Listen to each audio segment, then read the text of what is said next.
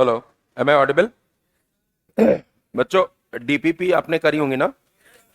उससे पहले हम लोग बात कर रहे थे बाईसाइक्लो कंपाउंड की। तो 5 से 7 मिनट अपन उस पर खर्च कर लेंगे पहले, ताकि वो काम हो जाए, है ना? थोड़ा सा बता रहा था आपको, बाईसाइक्लो कंपाउंड को पहचानना सिखा दिया था। हुआ था यहां तक बात? तो मैं ये आप मेरे साथ ही साथ लिख भी लेना।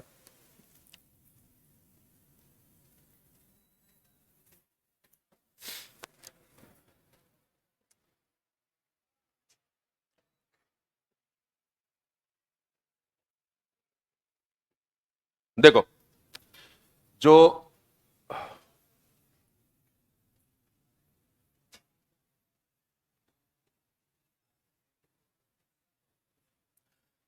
बच्चों ध्यान से देख लो, बिल्कुल समराइज्ड वे में जो बातें बोल रहा हूं। अगर इनकी नेमिंग करनी है तो भी बता देता हूं। ये नेमिंग नहीं आएगी, आपके सिलेबस में नहीं है तो नहीं पूछेगा, पर इसका काम कितना है। बाईसाइक्लो कंपाउंड तुम्हारे सामने स्टीरियो के फॉर्मेट में आएंगे, तुम्हें स्ट्रक्चर बनाते समय इनकी जरूरत पड़ेगी। इस पॉइंट ऑफ व्यू से मैं इसे सिखा देता हूं। नेमिंग इसलिए बता रहा हूं कि सब जाना है तो ये भी 2 मिनट लगेंगे, इसे बता देंगे, ठीक है?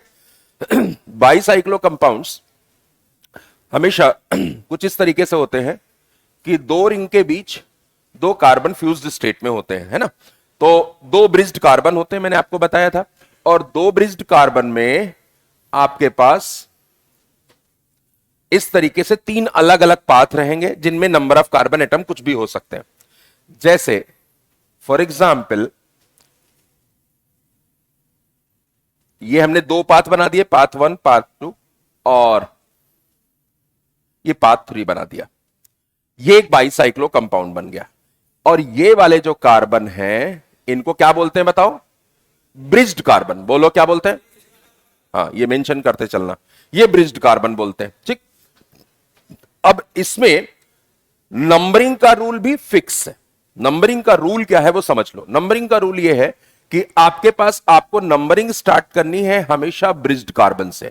Numbering will always start from bridged carbon. अब वो ये हो सकता है या वो ये हो सकता है, पर नंबरिंग शुरू कहां से होगी? ये फिक्स है, इसमें कुछ भी ऑप्शन नहीं है। उसके बाद आपको जाना है लार्जेस्ट रिंग की तरफ। अब लार्जेस्ट रिंग देखो, इसमें दो रिंग दिखेंगी। आप इस पाथ से ऐसे होते हुए इस पर आ जाए, एक रिंग। आप इससे ऐसे होते हुए दूसरे चले जाए, दूसरा रिंग। और एक ऐसा होते हुए ऐसा चले जाए, तीसरा रिंग। हाँ या ना? तो ये जो 3 रिंग है तुम्हारे पास, आपको इनमें से सबसे बड़ी रिंग सेलेक्ट करनी है, जिसमें कार्बन का नंबर सबसे ज्यादा। आप मुझे बताओ सबसे बड़ी रिंग कौन सी है? ये जो बेस में बनी हुई है, ये वाली। 1 2 3 4 5 6 7, ये वाली रिंग सबसे बड़ी है। तो हमको एक्चुअली अब नंबरिंग के लिए लार्जेस्ट रिंग में मूव करना है। किस में मूव करना है? ये पॉइंट नंबर 2 हो गया। लार्जेस्ट रिंग में भी आपके पास मूवमेंट कैसा होना चाहिए? लार्जेस्ट रिंग में मूवमेंट कुछ ऐसा होना चाहिए कि आप लार्जर रिंग की तरफ चलेंगे पहले, मतलब बड़े पार्ट की तरफ चलेंगे ब्रिज में, फिर स्मॉलर पार्ट की तरफ चलेंगे। आई बात समझ में? तो जैसे आपने नंबरिंग कर दी 1, फिर क्या हो जाएगा 2, फिर क्या 3, फिर 4, अब इस पर आ जाएंगे 5, फिर 6, फिर 7। ये काम खत्म हो गया, पूरी नंबरिंग हो गई। अब उसके बाद यहां पर इसकी नंबरिंग कर देंगे 8। आई बात समझ में? नाम लिखने का तरीका कैसा होगा देखो ध्यान से। सबसे पहले इसकी नेमिंग में हम लिखते हैं बाय साइक्लो। जैसे अपन लगाते थे ना प्रीफिक्स 1, याद आया? तो साइक्लो लगाते थे, अब साइक्लो की जगह क्या आ जाएगा? बाईसाइक्लो। एक पॉइंट, ठीक है? वही वर्ड रूट जैसा ही आएगा। बाईसाइक्लो के बाद वो जो 3 ब्रिज आपने बनाए हैं, फोकस बच्चे सामने, एकदम से फोकस, एकदम से फोकस। यहां तक आए हो दौड़ के, समय दिया है, और फिर ध्यान भटक जाए तो मतलब पूरी प्लानिंग चौपट। आपने नींद भी खराब करी, आप आ भी गए, आपने समय भी दे दिया, तो अब फायदा उठा ही लेना चाहिए मेरे हिसाब से। तो अब आपके पास जो 3 ब्रिज, हमने 3 रास्ते बताए थे, उनमें नंबर ऑफ कार्बन एटम आपको मालूम है। उनको हमेशा डिसेंडिंग ऑर्डर में लिखना है। किस ऑर्डर में लिखना है? अब देखो, एक ब्रिज में देखिए ध्यान से, राइट साइड में बेस में 3 है, लेफ्ट में 2 है, ऊपर वाले में 1। अरे हां या ना? तो बेटा ये वाले में 3, 1, 2, 3, इस वाले में 2, और तीसरा ब्रिज ये वाला है, इसमें 1। तो बाईसाइक्लो लिखने के बाद हमेशा वो नंबर स्क्वायर ब्रैकेट में डिसेंडिंग ऑर्डर में लिख दीजिए। तो क्या हो जाएगा बताओ? 3, 2, 1 और ब्रैकेट क्लोज। इतना काम आपका फिक्स है हर बाईसाइक्लो की नेमिंग में। उसके बाद आप लिखेंगे एल्क। क्या लिखेंगे? और एल्क होता है पूरे नंबर ऑफ कार्बन, 8 है बस। तो यहां पर आप लिख देंगे ऑक्ट। समझ लो आप थोड़ी देर के लिए कि अगर आप इसको पुरानी नेमिंग से रिलेट करना चाहो तो मैं आपसे कहूंगा ये आपका रूट वर्ड रेडी हो गया। जैसे आप लिखते थे ना साइक्लो, ऑक्ट, तो यहां पर बाईसाइक्लो और ये फिर ऑक्ट। आई बात समझ में? बस इतना ही एडिशनल हुआ। देखा जाए तो ये प्रीफिक्स 1 के साथ वर्ड रूट रेडी है। इसके अलावा बचता था हमारा क्या यहां पर? प्रीफिक्सेस। और यहां क्या बनता था? सफिक्सेस में सफिक्स 1 और सफिक्स 2। बाय द वे यहां पर है एन, तो आप क्या लिख दोगे? एन, बात खत्म। और प्रीफिक्स में कुछ नहीं है तो हम नहीं लिखेंगे। तो इस कंपाउंड का नाम क्या हो जाएगा बताओ? बाईसाइक्लो 3, 2, 1 ऑक्टेन, मतलब ऑक्टेन लिख देंगे। आई बात समझ में? अब इसी में 3, 2, 1 कैसे आया?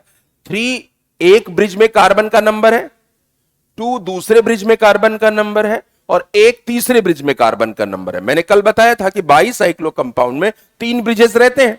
तो आपको क्या करना है बेटा कि उनमें कार्बन का नंबर गिन लेना है।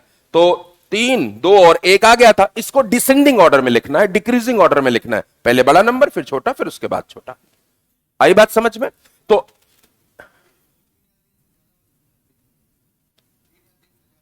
अरे ये तो कहानी फिर से वहीं पहुंच गई। बाईसाइक्लो पहली बार पहचानवाया था, तुम वापस आई गए कि कहां बाईसाइक्लो बताओ कैसे पहचानते हैं।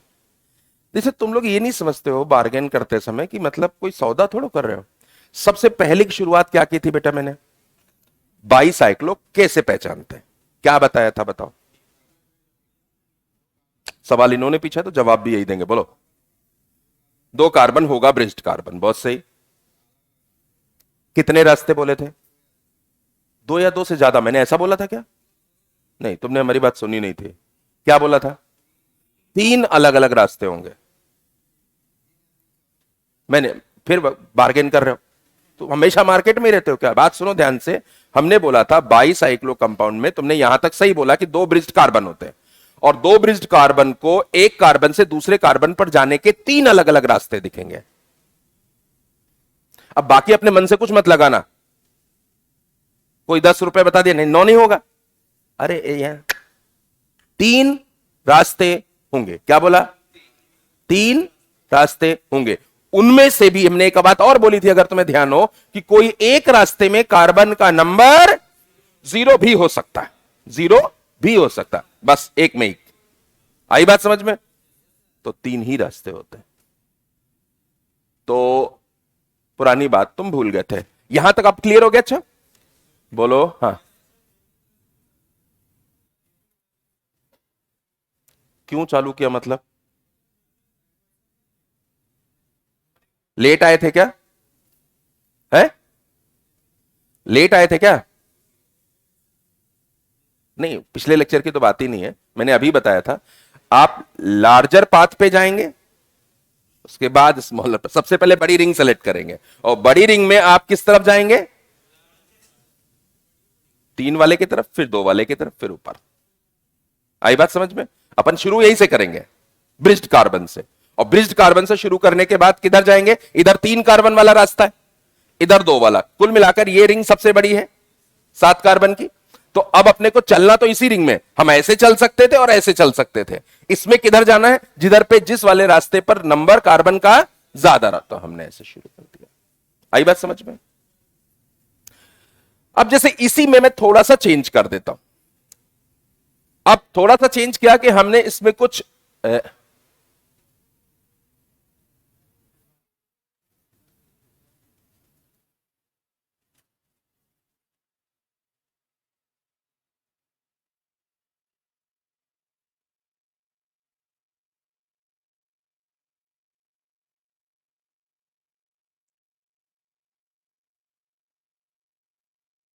मान लो हमने कुछ ऐसा लिख दिया, एक आध थोड़ा सा ये भी लगा लेते हैं, शगुन के लिए अच्छा रहेगा।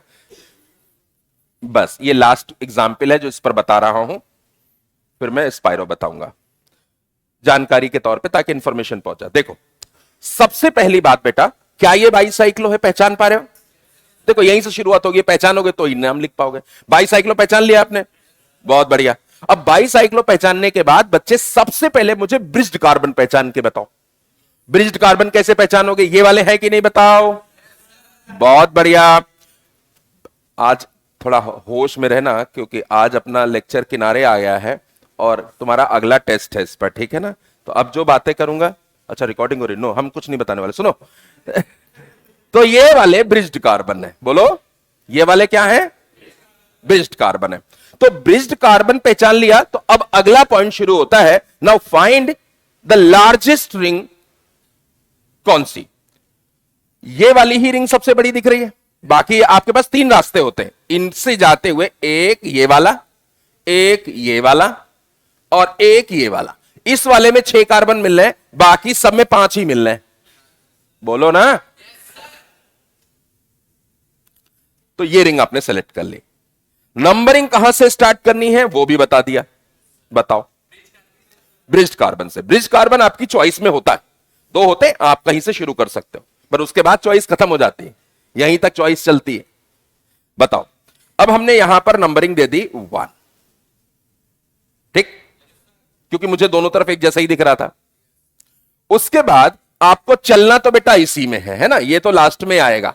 सर इसमें फंक्शनल ग्रुप है, होने दो, मैंने पहले ही बताया था, इसमें ये नहीं देखना है। आई बात समझ में? नंबरिंग का अपना तरीका है, जो जहां आएगा वो लिख देंगे। बताइए, 1 यहां लिख दिया। अब तुम्हारे पास ऑप्शन है ऐसा चलने का और ऐसा चलने का। जब ऑप्शन हो तो अक्कल लगा दो, जहां फिक्स हो वहां अक्कल मत लगाना। तो यहां ऑप्शन है ना मेरे पास, मैं दोनों तरफ से जा सकता हूं, तो definitely we will give the preference to.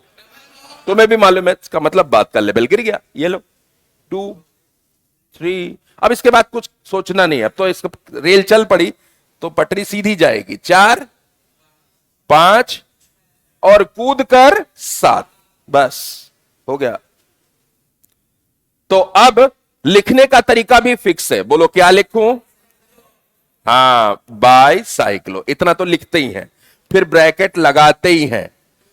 अरे चुप रहे, चुप रहे, चुप रहे। हाँ, अब यहां पर डिसेंडिंग ऑर्डर में नंबर ब्रिजेस के बाद जो पाथ बनते हैं उनमें लिखते हैं। 2 2 और 1 है, हाँ है ना? तो 2 2 1। इसके बाद एल्क और लिखना है, कितने कार्बन है? 7।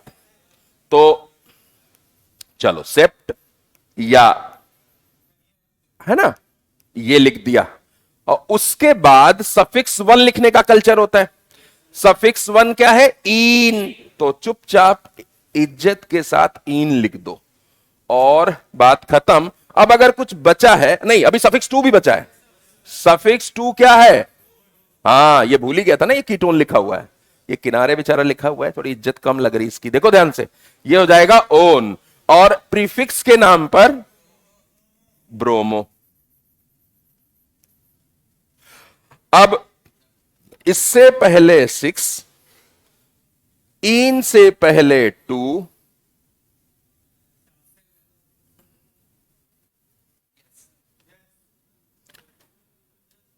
कृपा करके इन पर ज्यादा समय देने की कोशिश मत करना, तुम्हारा समय कीमती है, नॉलेज इंपॉर्टेंट है, मैंने तुम्हें दे दिया, मैंने तुम्हें सच भी बता दिया कि इनका यूज तो आएगा, नेमिंग इनकी नहीं आएगी। तो आप जानकारी कर ली, बहुत अच्छी बात है। एक आध क्वेश्चन जानकारी के तौर पे, नॉलेज के तौर पे कर लेना मना नहीं करता, पर अपना समय उनको देना जो सच में हमारे सिलेबस में है, जिनसे सवाल आने हैं, ठीक है? तो मुझे लगता मैं आगे बढ़ सकता हूं, राइट? बहुत बढ़िया। अब मैं तुम्हें सिखा देता हूं स्पाइरो कंपाउंड्स। सुन रहे हो मेरी बात? क्या? हाँ, स्पाइरो कंपाउंड्स। अब जो स्पाइरो कंपाउंड्स होते हैं, सबसे पहले इन्हें पहचानना सीख लो कि हम किन्हें स्पाइरो कंपाउंड्स बोल रहे हैं, ठीक है ना? जब 2 कार्बन फ्यूज्ड स्टेट में होते हैं तो हम बाईसाइक्लो बनाते हैं, और जब 1 कार्बन फ्यूज्ड स्टेट में होता है तो हम स्पाइरो बनाते हैं। आई बात समझ में? मतलब 2 रिंग्स होंगी, ऐसा 1 कार्बन होगा कॉमन, जैसे वहां 2 थे, ऐसे यहां पर क्या होगा? 1। एक पाथ इस तरफ से बनेगा और दूसरा पाथ कुछ ऐसा होगा और इनमें नंबर ऑफ कार्बन होंगे। ये होगा पाथ वन और ये क्या हो जाएगा बेटा, पाथ 2 और कार्बन का नंबर कुछ CN हो सकता है और ये कॉमन कार्बन होगा। आई बात समझ में? ऐसा अगर आपको दिख जाए पहचान लेना कि ये स्पाइरो कंपाउंड है। ठीक, जैसे एग्जाम्पल के तौर पे आप जाने अनजाने में बाईसाइक्लो भी बना चुके थे, बताया था ना कल, और आप जाने अनजाने में स्पाइरो भी बना ही चुके हैं। आपने सवाल किए हैं, अरे बस बस बस बस इमोशनल नहीं होने का है, ध्यान से सुनो। स्पाइरो अपन कुछ ऐसा एक कंपाउंड याद करना, हमने कहीं ना कहीं बनाया था। तो अब बताओ, हम नहीं जानते थे तो क्या बनाया, तो स्पाइरो था कि नहीं था? तब हमने यूं ही स्ट्रक्चर बेस पर बना दिया था, आज पता चला कि हम स्पाइरो भी बना लेते हैं। तो स्पाइरो कंपाउंड हमने बनाया था उस समय, that was a spiro compound, right. अब कोई पूछे कि बताओ ये कंपाउंड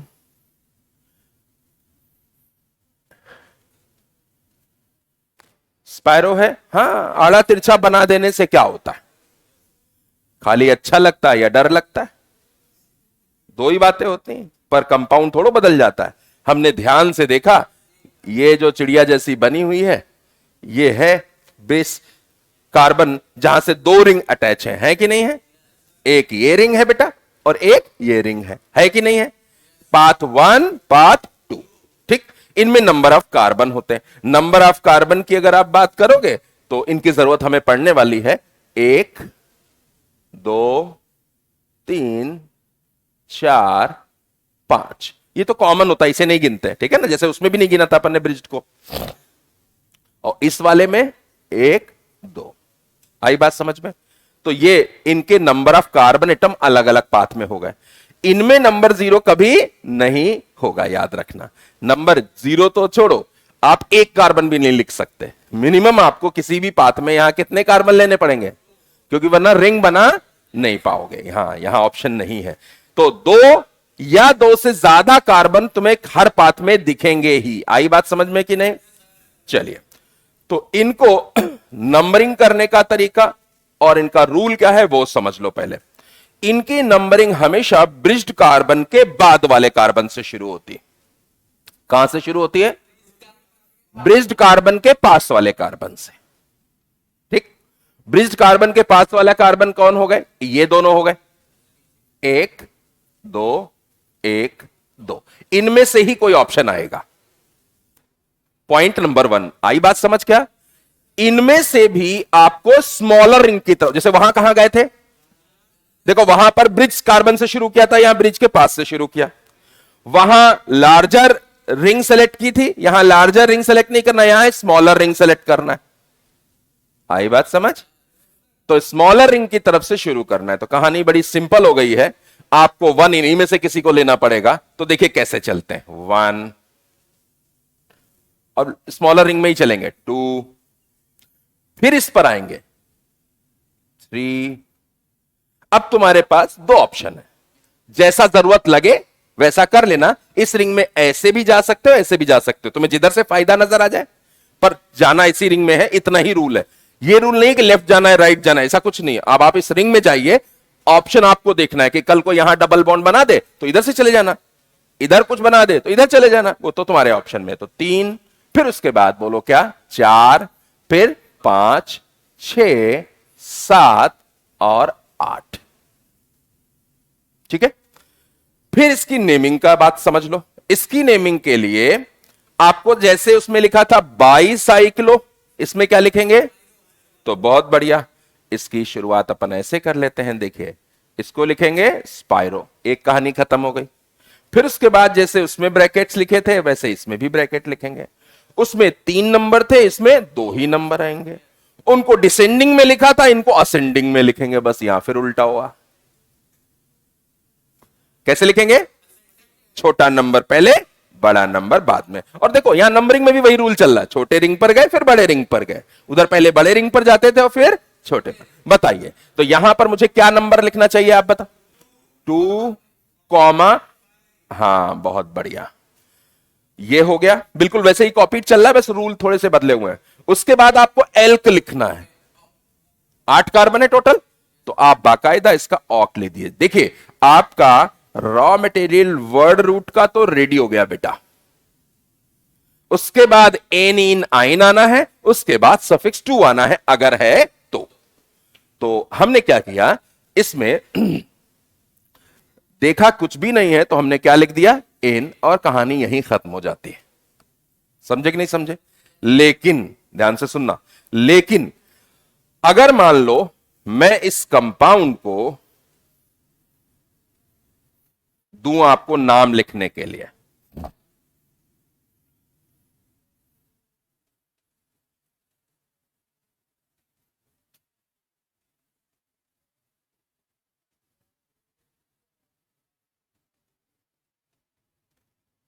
जैसे मान लो मैंने इस कंपाउंड को नाम लिखने को दिया आपको, ठीक है। फिर से मेरी बात ध्यान से सुनना, सबसे पहले क्या देखना होता है, ये कंपाउंड स्पाइरो है कि नहीं। आई बात पहचान में? क्या स्पाइरो है क्या? बढ़िया। अगर स्पाइरो समझ आ गया तो फिर इसका वो ब्रिज्ड कार्बन ढूंढो कॉमन वाला, दिख रहा है क्या? बहुत बढ़िया बच्चे, तो ये वाला कार्बन अपना ब्रिज दिख रहा है, दिख रहा है कि नहीं दिख रहा है? अब तुम्हें मिलेंगी 2 रिंग्स उसी कार्बन कॉमन वाले कार्बन से। वो 2 रिंग ध्यान से देखो कितने कितने कार्बन की है, तो देखिए मेरे हिसाब से एक तो हाँ बिल्कुल सही, ये वाले जो हैं वो 3 कार्बन की है, और ये वाली 1 2 3 4 5, ये 5 कार्बन की है और ये 3 कार्बन की है। आई बात समझ में? तो मैं इसमें एक चीज तो फिक्स है जो बिना अभी कुछ भी करे लिख सकता हूं। देखो मैं मदद करता हूं तुम्हारी, स्पाइरो यही लिखेंगे, बहुत बढ़िया। ब्रैकेट लगाएंगे, बहुत बढ़िया। नंबरिंग इसमें 3 और 5, तो असेंडिंग में लिखना है तो क्या लिखेंगे 3,5, यहां तक फिक्स है।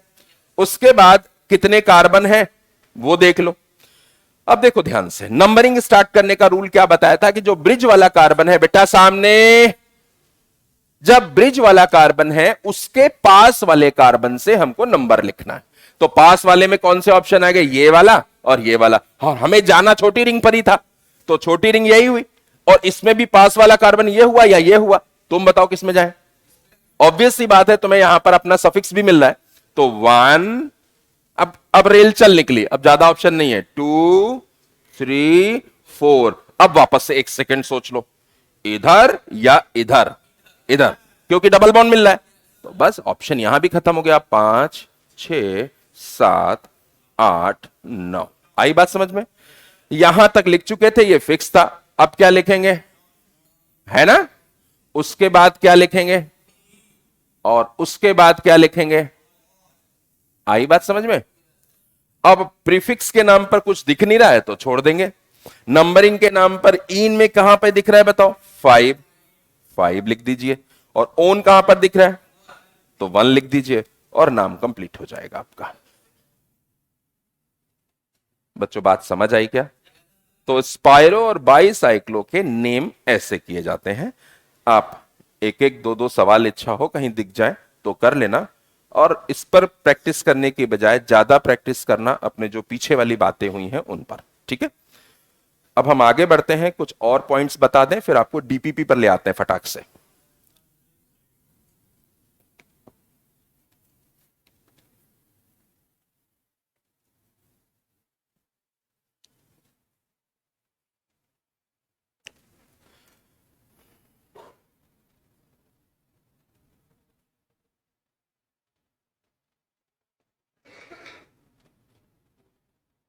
Should I proceed? जल्दी से, 1 मिनट है आपके पास, जिसको जो भी लिखना है लिख लो।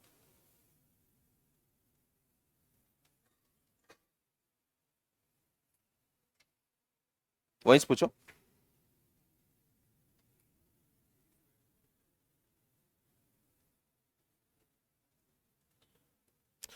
तो सुनो बच्चों, सुनो एक बार, मैंने तुम्हें एरोमेटिक कंपाउंड्स की नेमिंग बता दी थी ना। अब हम बाईसाइक्लो स्पाइरो हमने बता दिया, पर हमने कहा ना इस पर फोकस थोड़ा कम रखना अपना। अब आते हैं पॉइंट पर कि हम कुछ बातें तुम्हें, जैसे तुमने जब डीपीपी सॉल्व करी होंगी तो उसमें हाइब्रिडाइजेशन का एक केस आ रहा होगा, बच्चों को मालूम रहता है हर हाल में, लेकिन फिर भी हाँ, मेरा काम है कि मैं वो बात तुम्हें बता दूं, एटलीस्ट अगर तुम्हारे उसमें है, उससे रिलेटेड सवाल भी आता है। देखो 2 मिनट केवल लगेंगे और ये कहानी अपने आप सॉल्व हो जाएगी।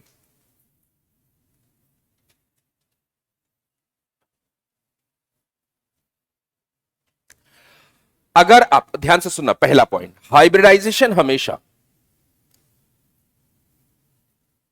It is always of A atom in any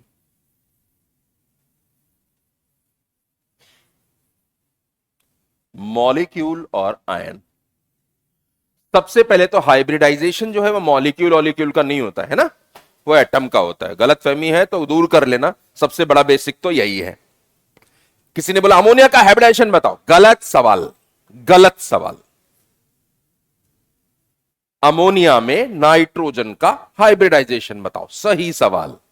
पर अब ये इतना अंडरस्टूड होता है कि सेंट्रल एटम का निकालना है तो बच्चे नहीं पूछते हैं और मास्टर नहीं बताता है। पर हाइब्रिडाइजेशन जब आपने थ्योरी पढ़ी होगी तो किसी एक ही एटम के आप, हाँ, आउटर मोस्ट शेल यानी कि वैलेंस शेल के ऑर्बिटल्स की मिक्सिंग करके हाइब्रिडाइज्ड ऑर्बिटल्स यानी कि डीजनरेट ऑर्बिटल्स बनाते हैं। है बात की सही नहीं? तो उसमें बाकी के एटम्स को इन्वॉल्व नहीं करते हैं, तो वो तो एमओटी की थ्योरी हो जाती है फिर, है ना। तो हाइब्रिडाइजेशन का कॉन्सेप्ट का सबसे पहला लाइनर यही है बेटा कि वो हमेशा किसी एटम का होगा, किसी मॉलिक्यूल में या किसी एटम। अब हम सेंट्रल एटम का क्यों लेते हैं, वो एक अलग अलग पॉइंट है। इसलिए क्योंकि हमको उस मॉलिक्यूल के बारे में जो जानकारी चाहिए वो सेंट्रल एटम के अबाउट हमें ओरिएंटेशन से पता चल जाती। मतलब अगर हम इंटरेस्टेड हैं किसी की ज्योमेट्री बताने में तो हमें मॉलिक्यूल के अबाउट जो ग्रुप्स हैं कैसे लगे बता देंगे, तो हमको उससे पूरे मॉलिक्यूल कैसा दिखता है ये दिख जाएगा। इसलिए हमारा इंटरेस्ट सेंट्रल में होता है, वरना इसका कोई रोल नहीं है। आप किसी भी एटम का हाइब्रिडेशन निकाल सकते हैं, किसी भी मॉलिक्यूल में किसी भी एटम का हाइब्रिडेशन बताया जा सकता है। ज्योमेट्री बताने के लिए आप ज्यादातर सेंट्रल एटम का इस्तेमाल करते हैं, सही बात नहीं है? अब सोचो कि एग्जाम्पल के तौर पे मैं तुम्हें चलो पहले मैं यही बता देता हूं, नहीं तो मैं बहक जाऊंगा, फिर इधर डिटेल में चला जाऊंगा, मैं बॉन्डिंग में घुस जाऊंगा। सुनो ध्यान से। तो सबसे पहले तो किसी एटम का होता है मॉलिक्यूल में, है ना। दूसरी बात, जब आपको हाइब्रिडेशन निकालना हो, to find the hybridisation of any atom, आपको क्या करना है? सबसे पहले find total number of, sigma pi सब बता चुका हूं, sigma bonds at that atom. जिस एटम की बात चल रही है उस एटम से टोटल सिग्मा बॉन्ड कितने बने हैं गिन लो। बहुत आसान है। मान लो कोई पर्टिकुलर कार्बन मैंने बोल दिया कहीं पर कि भाई बेंजीन में, या हमने बोला कि एसिटिलीन में, या हमने बोल दिया इथेन में, इस कार्बन पर कितने सिग्मा में, तो उस कार्बन को पकड़ो और उसके चारों तरफ देख लो कितने सिग्मा। सिग्मा पाई गिनना आ ही चुका है, सबसे पहले बता दिया था। तो पहला पॉइंट तो तुम मेरे कहने से ये कर लेना। दूसरा क्या करना, find total number of lone pairs eight that atom. तो दूसरा काम यह करना कि आप ये पता कर लेना, let this is A and let this number is B. तीसरा काम हिंदी में यह करना कि फाइंड ए प्लस बी, दोनों का नंबर सम कर लेना। और if A plus B is equal to 2, क्योंकि कम से कम एक सिग्मा या लोन पर कोई एटम तो लोगे नहीं, है ना, सही बात है। और वैसे भी जब तक बॉन्डिंग ना हो रही हो तब तक इस बात का मतलब नहीं, मतलब कम से कम दो ऑर्बिटल्स को मिक्स तो किया ही गया होगा, तो हाइब्रिडाइज्ड ऑर्बिटल का नंबर अनहाइब्रिडाइज्ड ऑर्बिटल के नंबर के बराबर ही होता। जैसे दो मिलाए गए एस और पी, तो क्या बनेंगे? एसपी। लेकिन कितने? दो। दो बनाए, दो मिले थे, मिक्स हुए थे, और दो ही बनेंगे हाइब्रिडाइजेशन के बाद में। तो ऑर्बिटल का नंबर कम ज्यादा नहीं होता, बस मिक्सिंग के बाद मिक्स्ड बन जाते हैं। आई बात समझ में? तो अब खुद ही बताओ कि अगर एक ही ऑर्बिटल रहा होगा, इमेजिन कर लो एक ऑर्बिटल रहा होगा, तो मिक्सिंग किसकी करोगे? तो मिक्सिंग का कॉन्सेप्ट ही शुरू होता है मिनिमम, तो हाइब्रिडाइजेशन एसपी से पहले का ही आएगा ना, तो ये नंबर दो आएगा कम से कम। अगर नहीं आता तो मतलब वहां हाइब्रिडेशन नहीं होगा। देखो ध्यान से, अगर दो आ जाए तो सीधी सी बात है हाइब्रिडेशन क्या बोलोगे, और अगर ये तीन आ जाए बस कहानी खत्म, ठीक है। और अगर चार आ जाए, बिल्कुल सही, पांच आ जाए, है ना। अब हम कार्बन की रेंज से बाहर जा रहे हैं, लेकिन बस बता दिया तुम्हें, छह आ जाए, sp3d2 एटसेट्रा, तो आप ये हाइब्रिडाइजेशन बता सकते हैं। ये काम दुनिया का सबसे आसान काम था जो मैंने आपको बताया, ठीक। ये तो कर ही लोगे सभी लोग। अब एग्जाम्पल के तौर पे मैं आपको इस बात को अप्लाई करके दिखाता हूं। चलो यही एग्जाम्पल बता देता हूं। अब अगर मैं एक एग्जाम्पल कोट करूं, ध्यान से देखना। एग्जाम्पल कुछ ऐसा है कि मैंने बोला find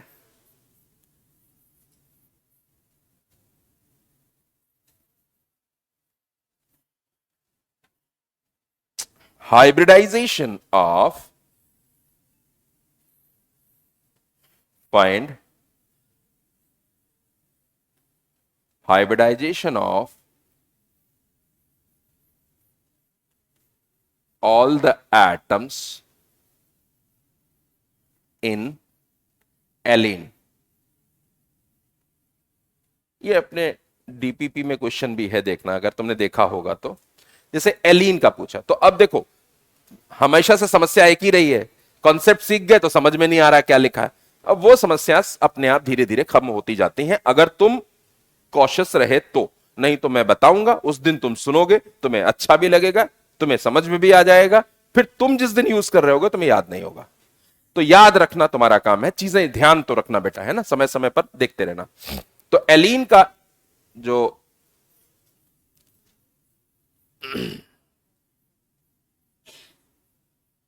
this is allene, right. अब इसमें मुझे हर कार्बन का हाइब्रिडाइजेशन बताना है। तो बताओ, इस वाले कार्बन को जरा ध्यान से देखो। इस कार्बन पर तुम्हें सिग्मा बॉन्ड्स गिनने हैं, तो ये सिग्मा और ये सिग्मा, बोलो सही है कि नहीं? अच्छा, यहां पर ये सिग्मा, यहां पर ये भी सिग्मा, ये भी सिग्मा। अब जिसकी जिसकी बात कर रहे हो अलग अलग कर लेते हैं। अभी हम इसकी बात कर रहे हैं, तो इस वाले कार्बन पर ही फोकस कीजिएगा। इस कार्बन से कितने सिग्मा दिख रहे हैं बेटा? तीन, बिल्कुल क्लियर है। आप केवल इस कार्बन पे फोकस कीजिए, इस वाले पर फोकस कीजिए बस। तो तीन सिग्मा दिख रहे हैं, बढ़िया, तीन। लोन पेयर, सर हमको तो लोन पेयर भी निकालना नहीं आता। तो एक सेकेंड हमारी बात ध्यान से सुन लो।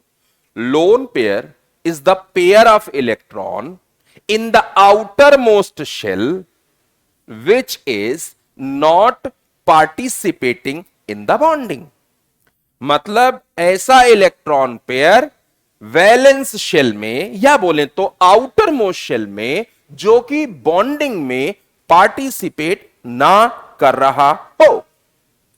जो बॉन्डिंग में पार्टिसिपेट करता है वो बॉन्ड पेयर होता है, ठीक है ना। अभी अपन लोन पेयर की बात कर रहे हैं। तो देखो मेरी बात सुनो, कार्बन के आउटर मोस्ट शेल में कितने इलेक्ट्रॉन होते हैं बताओ? बढ़िया, चार होते हैं। अब चार का हिसाब किताब इस पे लगा लेते हैं। चार में से कितने इलेक्ट्रॉन बॉन्डिंग में है? एक, दो, तीन, चार। अब ऐसा नहीं सर सिग्मा बॉन्डिंग, अरे बॉन्डिंग बोला केवल, ठीक है ना, किसी भी तरीके की बॉन्डिंग में इन्वॉल्व है, मतलब है।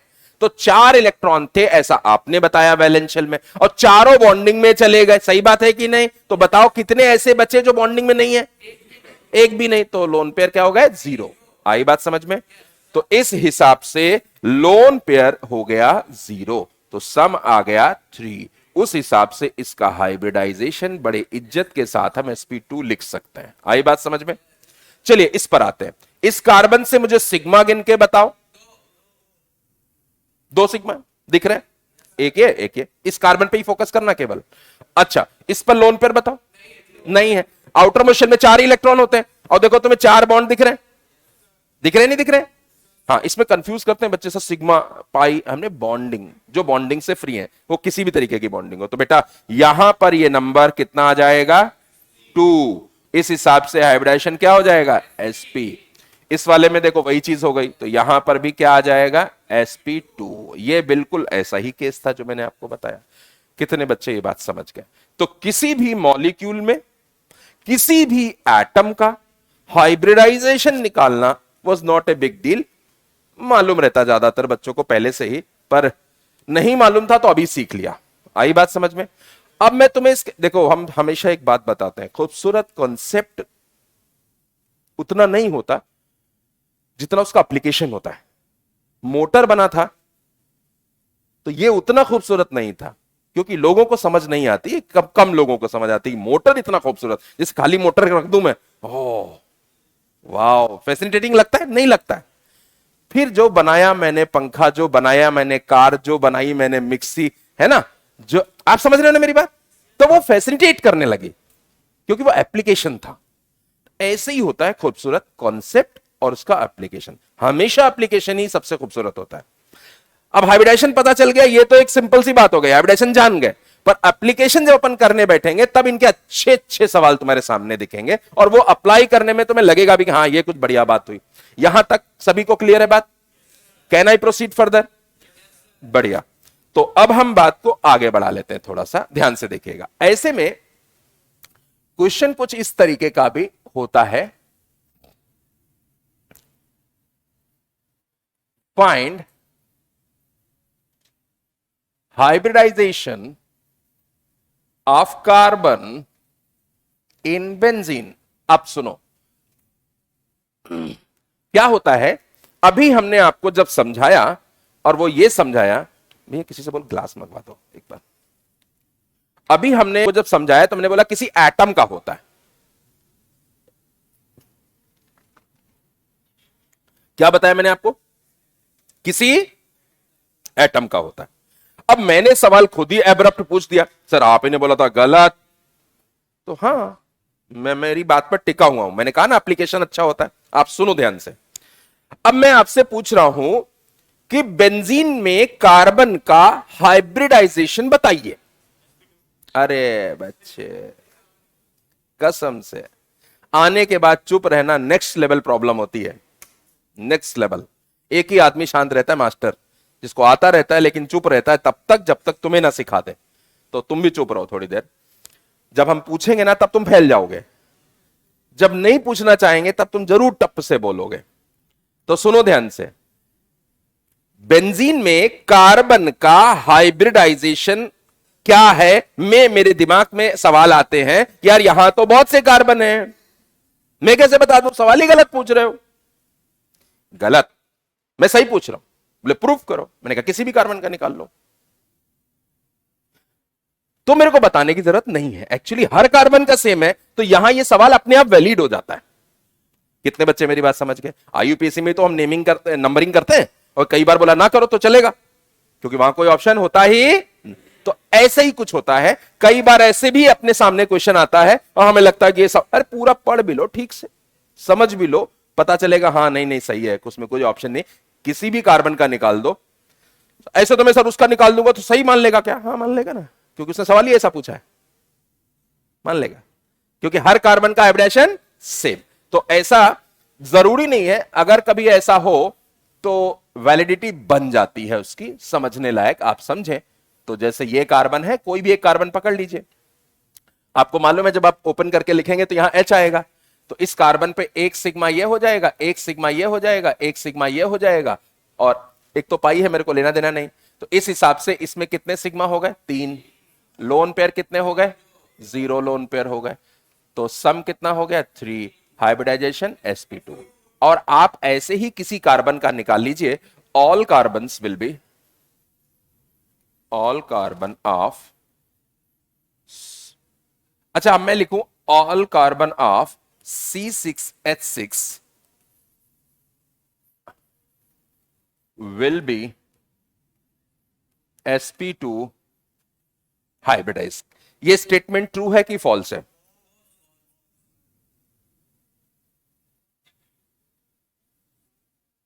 फॉल्स है कि ट्रू है?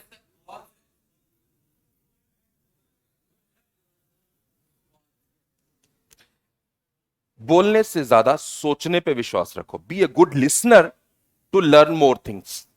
अच्छा बच्चा वही है जो सोचता रहता है हमेशा। बोलना तो ज्यादा इंपॉर्टेंट नहीं है। ध्यान से देखना है इसको। कार्बन ऑफ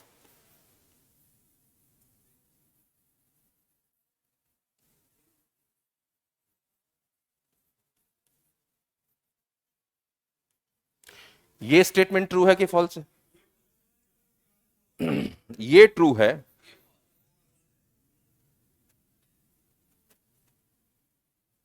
क्योंकि C6H6 कोई बेंजीन का फॉर्मूला अकेला नहीं है, कुछ भी हो सकता है, इसको भी मालूम देखो। और हंसने का अधिकार सबको है, ठीक है? तो C6H6, अब देखो ये कितनी बारीक सी बात है, कितनी बारीक सी बात है कि हमने C6H6 लिखा और मेरे जहन में बेंजीन ही घूमता रहता है। तो उसने स्टेटमेंट पूछ दिया। एप्लीकेशन कितना खूबसूरत है।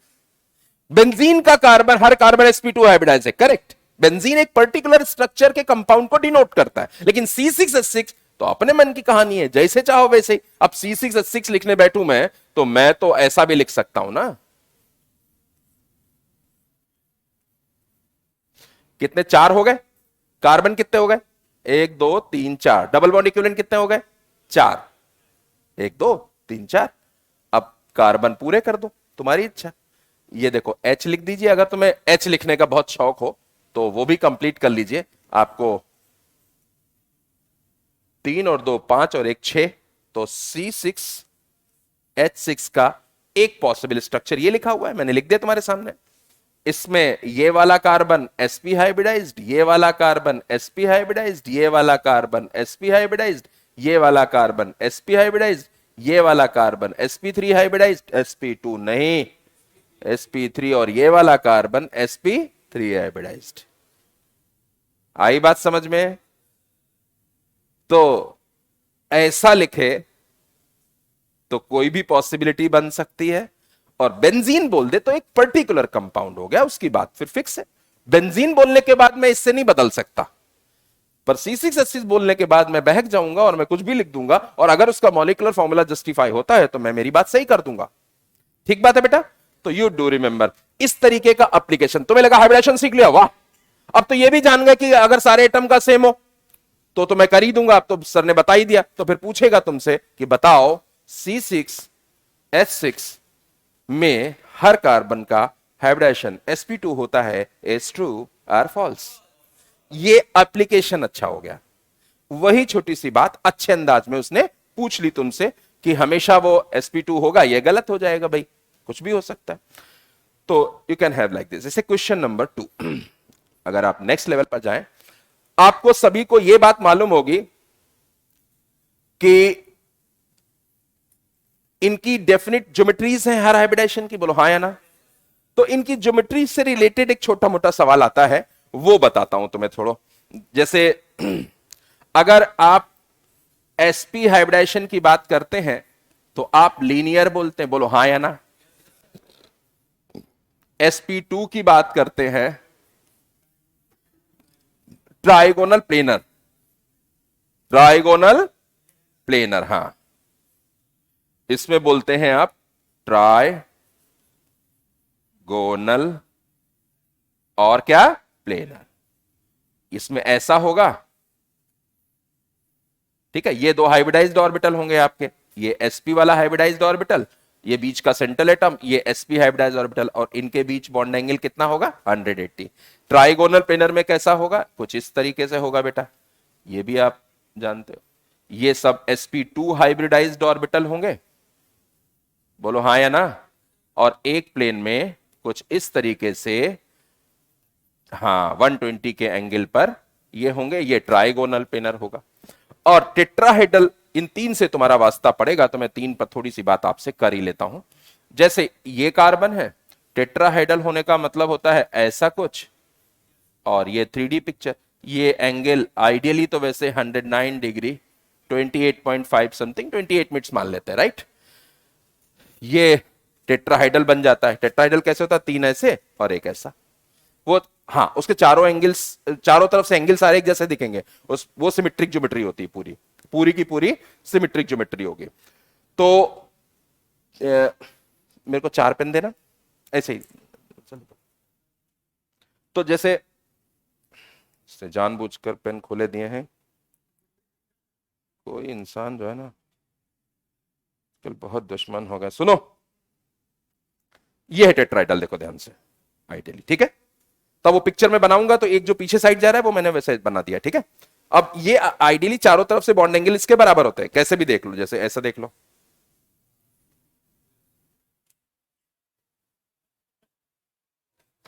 है ना। तो चारों आप ऐसा देखोगे तो इसमें ये सारे एंगल्स, अब जैसे 4 एक प्लेन में बनाने की कोशिश करो, जैसे अपन सिमेट्री बनाते हैं, तो सिमेट्री 4 में बनाओगे ना, तो कोशिश करोगे तो वो ऐसा बनेगा, इस तरीके का। ये गलत है, क्योंकि ये जो इलेक्ट्रॉन्स हैं एक दूसरे से maximum apart from each other रहना चाहते हैं। तो 4 एक के अबाउट अरेंज करने का ये गलत तरीका है। ये सिमेट्रिक जरूर दिख रहा है, स्क्वायर प्लेनर जैसा दिख रहा है, ये सिमेट्रिक जरूर दिख रहा है, पर ये गलत है। क्यों? इनके बीच बॉन्ड एंगल कितना? 90। तो इनके बीच डिस्टेंस 90 के हिसाब से होगी। तो अगर लेंथ सेम हो तो देखो, इनकी लेंथ सेम है, इनका एंगल बढ़ेगा, देखना जरा, इनका एंगल बढ़ गया तो इनकी डिस्टेंस बढ़ी कि नहीं बढ़ी? इसका मतलब ये अच्छा होगा या ये अच्छा होगा? अगर पॉसिबल हो तो ये वाला अच्छा होगा, होगा कि नहीं होगा? तो इसका मतलब है अगर मैं इससे बेहतर ज्योमेट्री बना सकता हूं तो वही बनी होगी, क्योंकि वो तो खुद से अरेंज होती है। Hybridized orbital arrange themselves around the central atom in such a manner that they should possess minimum repulsion between each other. उनके बीच रिपल्शंस मिनिमम होने चाहिए। वो खुद को ऐसे अरेंज करते हैं, और जैसे अरेंज करते हैं वही उनकी ज्योमेट्री बन जाती। तो सोचो कि ये 4 ऑर्बिटल रहे हो, सोचो ये तुम पेन या तो इसका हमें ढक्कन दे दो या पेन वापस ले लो। हाँ मतलब कैच करो। अब जैसे मान लो ये 4 ऑर्बिटल रहे हैं, अब ये 4 ऑर्बिटल खुद को कैसे अरेंज करते हैं? जैसे मान लो ये एटम के 4 ऑर्बिटल थे, अब ये इनका ये हमारे कहने से नहीं, ज्योमेट्री खुद ही बनती है, क्योंकि वो मिनिमम रिपल्शन का मतलब हो गया पोटेंशियल एनर्जी सबसे कम, और पोटेंशियल एनर्जी सबसे कम का मतलब मोस्ट स्टेबल। तो ज्योमेट्री खुद ही वही बन जाती, देखना। ये रिपल्शन होगा, इनके बीच रिपल्शन होगा तो ये दूर होंगे एक दूसरे से, तो ये इससे बोलेगा तू दूर हट, तू दूर हट, ये तू भी हट, तू भी हट, ऐसे ऐसे, और सब बराबर बराबर बराबर ऐसे ऐसे करते चले जाएंगे। थोड़ी देर बाद बोले हटाओ हटाओ हटाओ हटाओ हटाओ, ये ऐसे ऐसे ऐसे ऐसे, और थोड़ी देर बाद ऐसी स्टेज आएगी कि ये जो है ऐसा कुछ होगा। नहीं नहीं, गिरेंगे नहीं, हंसना मत, पहले बात खत्म हो जाने दो। अब ये ऐसे ऐसे करके फिर ये हिलेंगे तो फिर वहीं आ जाएंगे, because the balancing is there right now. और ऐसे करने के बाद ये रुक जाएंगे। तो वो जो पहले 90 पर सोच रहे थे वो गलत था। अब देखिए इनके बीच जो बॉन्ड एंगल है एक्चुअल में वो 90 से, और ये ज्योमेट्री भी सिमेट्रिक बन चुकी है। तो कुछ इस तरीके से अपन ऑर्बिटल्स अरेंज होकर एक डेफिनेट ज्योमेट्री परफॉर्म कर देते हैं, ठीक है। तो अगर ज्योमेट्री परफॉर्म हो गई टेट्राहाइडल की, तो sp में लीनियर, sp2 में ट्राइगोनल, प्लेनर। 3 होते तो 120 से ज्यादा बेहतर सिचुएशन एक प्लेन में कोई भी नहीं होती। आप ट्राई भी करोगे तो इससे बेहतर सिचुएशन नहीं आएगी। This is the best situation they can have. तो अगर ये हाइब्रिडाइजेशन कैच करना, हाँ, अगर ये हाइब्रिडाइजेशन जो है 3 आपको बता दिए जाएं और उनकी ज्योमेट्रीज बता दी जाएं, इसको बोलते हैं, बोलो क्या? टेट्राहेड्रल। क्या बोलते हैं बेटा? ठीक। हिड्रल का मतलब होता है फेसेस, फेस, और गोनल का मतलब होता है एंगल। ट्राइगोनल प्लेनर, एक प्लेन में 3 एंगल्स बराबर बना दो। आई बात समझ में? टेट्राहेड्रल, टेट्राहेड्रल का मतलब होता है 4 फेसेस। तो जैसे ये जो हमने 4 बनाए थे, इनके सारे पॉइंट्स को आप टिप्स को मिला दीजिए, तो 3 यहां बनेंगे और एक बेस पर बनेगा, 4 फेसेस हो जाएंगे। अब ये बात मान लो थोड़ी बहुत तुम्हें समझ में आ गई, तो अब वो इसका इस्तेमाल कैसे करेगा वो बता देता हूं, क्योंकि मैं तुम्हें कोई बॉन्डिंग तो पढ़ा नहीं रहा हूं। तो तय बात है कि हमें जो थोड़ा सा इंट्रोडक्शन देना था वो मैंने दे लिया। अब मेरी बात बहुत ध्यान से सुनना बेटा, फोकस करना बस। यहां पर एक अच्छा सवाल आता है और वो सवाल बन जाता, बहुत आता है, एडवांस में बहुत बार पूछा गया है सवाल, और ये केवल समझते ही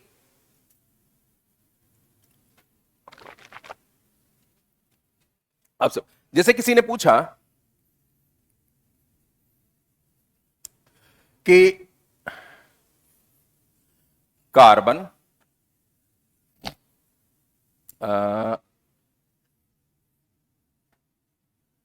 ट्रिपल बॉन्ड कार्बन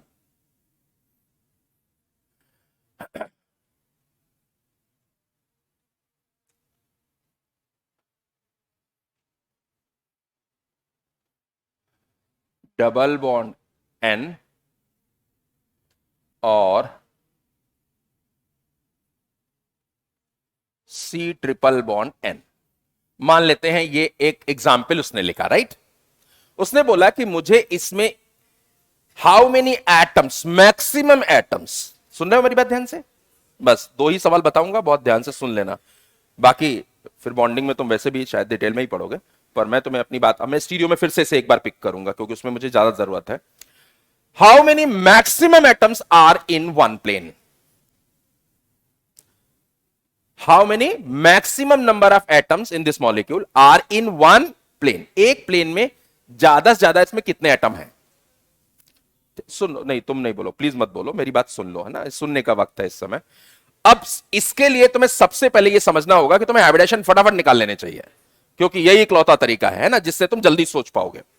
तो मैंने तुरंत हाइब्रिडेशन निकाला, इसका आ गया sp, इसका आ गया sp, इसका आ गया sp, और इसका आ गया, बताओ, एक सिग्मा और यहां पर एक लोन पेयर होता है, हाँ या ना? इसका आ गया sp और इसका आ गया sp और इसका भी आ गया sp। नाइट्रोजन के आउटर मोशन में कितने होते हैं? ये तो फटाक से बोल ही सकते हो, नाइट्रोजन के आउटर मोशन में 5, 3 बॉन्डिंग में गए तो एक बचा ना, तो एक लोन पेयर होगा। तो एक लोन पेयर, एक सिग्मा बॉन्ड sp, एक सिग्मा 0 लोन पेयर sp, एक सिग्मा 0 लोन पेयर sp, एक सिग्मा 0 लोन पेयर sp, एक सिग्मा 0 लोन पेयर sp, एक सिग्मा 1 लोन पेयर, टोटल 2, फिर sp। आई बात समझ में? अब sp हाइब्रिडेशन से मतलब यह निकलता है, मेरी बात बहुत ध्यान से सुन लेना, sp से यह मतलब निकलता है कि जब मैं इस एटम की बात कर रहा हूंगा, इस वाले की, तो इसके अबाउट दोनों एटम ऐसे जुड़े होंगे लीनियर। सही बात है कि नहीं? बोलो। अच्छा, इसके अबाउट दोनों एटम लीनियर होंगे, तो इसके अबाउट ये वाला और ये वाला लीनियर हुआ कि नहीं हुआ? चलिए इस कहानी को आगे बढ़ाते हैं। ये एक एटम है, तो ये तो कुछ बिगाड़ नहीं सकता, क्योंकि एटम तो दो अलग डायरेक्शन में नहीं हो सकता, है ना, ग्रुप होता तो एक बार सोचते भी। अब आते हैं इसके अबाउट, मुझे यहां तक ये लीनियर दिख रहा है। अब जरा इस पे देखो, इसके बाद इसके अबाउट ये और इसके अबाउट ये भी लीनियर होगा, और ये तो इसी का पार्ट था पहले से, इसका मतलब ये वाला इसके साथ 180 बनाकर ऐसा बनाएगा। बोलो हां या ना? कितने लोग मेरी बात समझ पा रहे हैं मैं क्या कह रहा हूं? बहुत बढ़िया। और फिर आप इस पर आ जाइए जिसमें से इसका एक कॉमन है और ये इसके साथ sp है, तो इसका मतलब अगला एटम इसके साथ 180 बना रहा होगा। बोलो हां या ना? और 180 ऐसे तो बनता नहीं, ऐसे ही बनता जाएगा सीधे ही सीधे, तो मतलब अपन अभी सीधे चल रहे हैं, है बात ही नहीं? अच्छा, और इस पर आए तो हालात फिर वही, और भाई साहब ने फिर से वैसे ही बना दिया। बोलो हां या ना? तो ये रहा आपका पूरे मॉलिक्यूल का एक्चुअली अरेंजमेंट तरीका। उसका अरेंजमेंट कैसा है? It's linear, it's complete linear. ये मॉलिक्यूल पूरा एक लाइन में होगा। सवाल क्या पूछा? How many maximum atoms of this molecule are in one plane? तो भाई एक लाइन में है तो एक प्लेन में तो आए, क्योंकि आप उस लाइन से इनफाइनाइट प्लेन ड्रॉ कर सकते हैं, जो भी चाहे आप कर लें, कोई भी एक प्लेन आप ले लें, वो सब इस लाइन में आ जाएंगे। तो लीनियर है पर वो प्लेनर हो ही जाएगा, ये अंडरस्टूड है। और इस तरीके से आप बोल देंगे मैक्सिमम एटम कितने हो जाएंगे? 1 2 3 4 5 6। तो 6 एटम एक लाइन में है, इंप्लाइज दैट एक प्लेन में भी है। लाइन में है तो प्लेन में भी हो जाएंगे। कितने लोग मेरी बात क्लियर समझ गए? Is it clear? Seriously it is clear? बहुत बढ़िया। तो ऑल इन वन लाइन, या कह सकते हैं इन वन प्लेन। अंडरस्टूड है? आई बात समझ में? अगर मैं आपसे एक दूसरा, बस केवल एक क्वेश्चन और है और इससे तुम अपना सोचना शुरू कर सकते हो, ठीक है? मान लेते हैं मैंने कुछ ऐसा दिया होता, सी डबल बॉन्ड सी, बहुत ध्यान से सुनना, बड़ा मजेदार सवाल दे रहा हूं मैं तुमको। C double bond C, C N C triple bond C H H and C N. बस पॉइंट पकड़ लेना, मैं जो सिखाने वाला हूं वो पॉइंट अगर पकड़ में आ गया तो काम हो जाएगा अपना। देखो हमने बोला फाइंड, फिर से सवाल मेरा रिपीट कर रहा हूं, सवाल रिपीट कर रहा हूं, बताओ सवाल क्या था, याद है पुराना? How many maximum atoms of this molecule are in one plane. Plane line वाला भी प्लेन में आता है, प्लेन वाला तो आएगा ही आएगा। आई बात समझ में? चलिए शुरू करते हैं कहानी को, इसको समझते हैं कैसे कैसे सोचना है। हमने कहा कुछ भी अक्कल मत लगाओ, पहले सारी अक्कल अपने पास रखो, तुम लिख दो सबके हाइब्रिडाइजेशन। ये आसान तरीका, मैं बार बार कहता हूं, सोचना आसान हो जाता है अगर आप स्टेप्स पहले वाले सही फॉलो कर लो। देख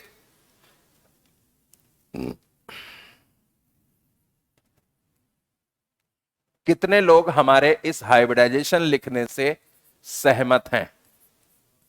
अगर आपको यह नहीं आता तो पहले मुझसे यह पूछ लो, बस ठीक है, बाकी की जरूरत नहीं है। और मैं और ठीक से लिखूंगा तो इसको ऐसा, तुम पहले जो मैंने लिखा है उस पर हां बोलोगे तो अपन आगे बढ़ पाएंगे।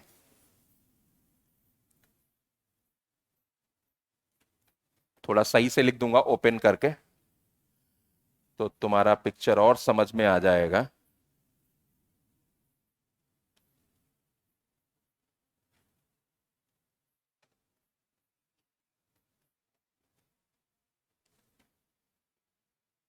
जल्दी बताओ आप कितने लोग ये बात क्लियर समझ गए जो मैंने हाइब्रिडाइजेशन लिखा? हाइब्रिडाइजेशन में अगर प्रॉब्लम है बेटा वो बताओ। सिग्मा और लोन पेयर निकाल ही लोगे, हाइब्रिडाइजेशन लिख ही लोगे? हाँ भाई बोलो बोलो बोलो, आप बोल ही दो, अब तो रुक गया मैं। जल्दी जल्दी बोल बोल, जल्दी बोल, टाइम मत खराब कर। क्या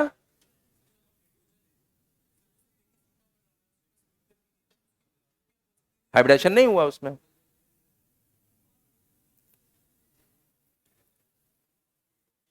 अब मालूम है इससे क्या लॉस होता है? ये रिदम टूट जाता है, ये जो समझ रहे होते हैं ना इनका रिदम टूट जाता है पूछने से।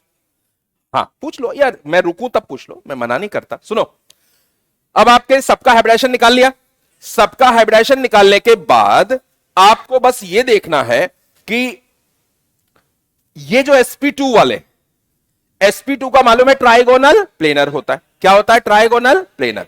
तो ट्राइगोनल प्लेनर मतलब भाई साहब ये अभी केवल एटम की बात करना जो डायरेक्टली अटैच हो, तो ये वाला हालात, ये वाला, ये ट्राइगोनल प्लेनर होगा, हां या ना? और ये वाला भी ट्राइगोनल प्लेनर होगा, हां या ना? और चूंकि एक प्लेन बनाने के लिए एक एस लिया होगा, मैं एक बार फाइनली बता रहा हूं है ना, एक एस लिया होगा। जैसे मैं, चलो छोड़ो और आसान कर देता हूं, मान लो ये प्लेन, ये वाला प्लेन, ये वाला प्लेन मान लो एक्स वाई प्लेन है। कौन सा वाले प्लेन है? थोड़ी देर के लिए मेरे कहने से मान लो एक्स वाई प्लेन कब बना होगा? इसका हाइब्रिडेशन sp2 है, तो एक s लिया होगा, एक px लिया होगा, एक py लिया होगा, तब जाके एक्स वाई प्लेन बनेगा। क्योंकि s की सारी एक्सिस होती हैं, px की x, py की y, मिलाकर कौन सा प्लेन बनेगा? X Y plane. आई बात समझ में? कौन सा ऑर्बिटल ऐसा बचा जो हाइब्रिडेशन में पार्टिसिपेट नहीं किया? pz। p, तो बच्चे ये एक बात ध्यान से सुनो, मजेदार, इसका ऑर्बिटल जो है वो pz वाला बचा हुआ है। बोलो क्लियर है कि नहीं? अच्छा, अब इसके साथ पाई बॉन्ड बनाना, तो इस गरीब का भी pz ही चाहिए होगा मुझे। कितने लोग मेरी बात समझ गए? वरना pz और px थोड़ा, ये तो ऐसे ओवरलैपिंग होती है। बोलो भाई, साइड वाइज ओवरलैपिंग होती तो ऐसे होती ना, दोनों की एक्सेस सेम होनी चाहिए। ऐसे वालों की हो जाएगी, ऐसे वालों की हो जाएगी। आई बात समझ में? और ऐसे होगा तो सिग्मा हो जाएगा, बात ही खत्म। अब ऐसे वालों की हो जाएगी, ऐसे वालों की हो जाएगी, ये सब हो जाएंगे, पैरेलल होना चाहिए। तो इसका मतलब अगर पाई बॉन्ड बना हुआ है तो इसका जो ऑर्बिटल यूज हुआ होगा पाई बॉन्ड बनाने में, इसका भी वही यूज हुआ होगा। इसका मतलब निकलता है, बात ध्यान से सुनना, इसका मतलब निकलता है कि झक मार के इसने भी s और px और py ही यूज किया होगा। कितने लोग मेरी बात समझ गए? अरे pz नहीं यूज किया तो क्या यूज किया?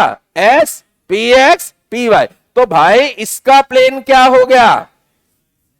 अपने आप से एक्स वाई प्लेन हो गया। यानी कि मैं ये कहना चाहता हूं कि ये जो एल्कीन है, आज के बाद सीधे आप यूज करना, ये जो एल्कीन है उसमें ये वाला एटम, ये वाला एटम, ये वाला एटम, ये वाला एटम, ये पूरा एक प्लेन होता है।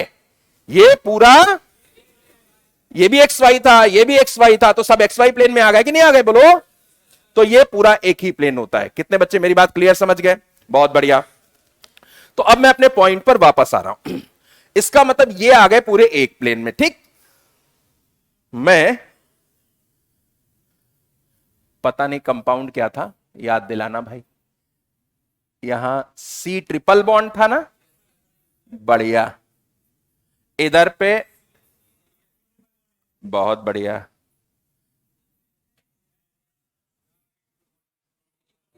यही था। अब हमारी बात ध्यान से सुनना, ये एक प्लेन में है कि नहीं?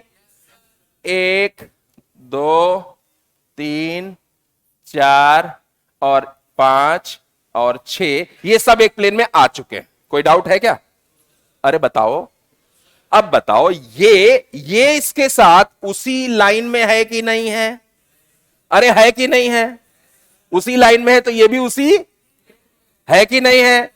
ये वाला तो बेचारा गरीब है, पहले ही आ गया प्लेन में, उसके आगे कोई एटम है ही? अच्छा, ये वाले के ये प्लेन में है, ये पूरा लीनियर है क्या? अभी प्रूव किया था ये एसपी वाला है, तो क्या है? लीनियर। तो मतलब ये लाइन अगर उस प्लेन में है तो ये आगे वाली भी लाइन पूरी उसी प्लेन में होगी, हाँ या ना? अगर ये वाला लाइन, ये वाला उस प्लेन में है तो उसके आगे लीनियर है कि नहीं? ये भी उसी प्लेन में होगा, होगा कि नहीं होगा? तो इसमें गिन लो कितने एटम उस प्लेन में है, तो पता चल जाएगा सारे। All the atoms are in one plane. ये वन लाइन में नहीं है भाई, वो वन लाइन था, ये वन प्लेन में है। आई बात समझ में?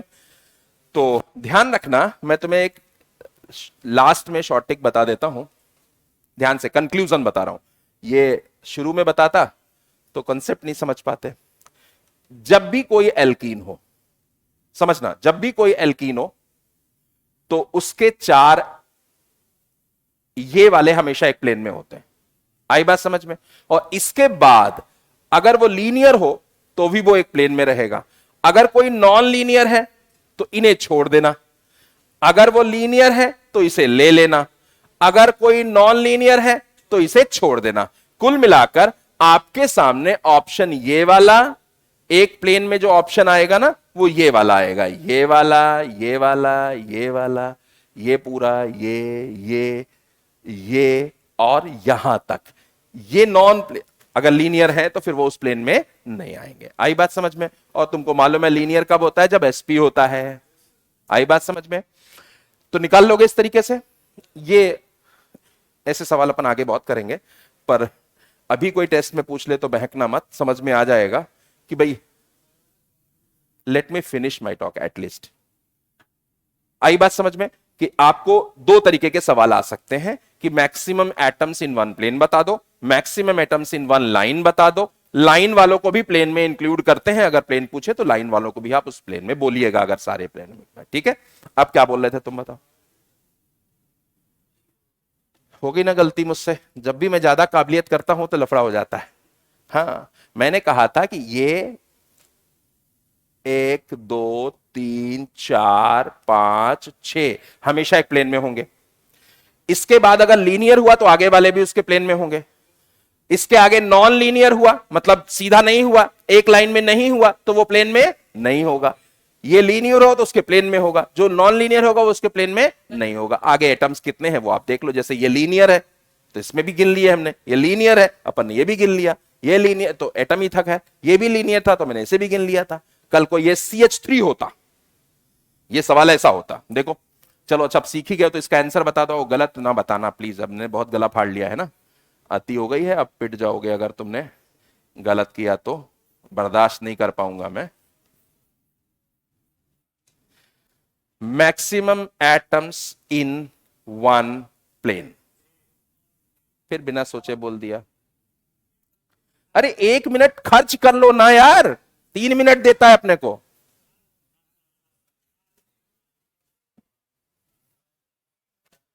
हे भगवान, 1 2 3 4, ये कार्बन खाली, 5 6, ये तो पैदाइशी एक प्लेन में है। इसके आगे सोचते हैं, लीनियर 7, नॉन लीनियर, ये वाला कैसे होगा, ये ऐसे होगा, देखो एक ये वाला प्लेन में होगा और उसके आगे ऐसे 3 होंगे, ये गए प्लेन से बाहर, हाँ या ना। तो बस ये वाला एटम तक प्लेन में आया, उसके आगे नॉन लीनियर हो गया। आई बात समझ क्या? तो भाई ऐसा बना लोगे सवाल, बस इज्जत बचाना, आगे बढ़ते हैं।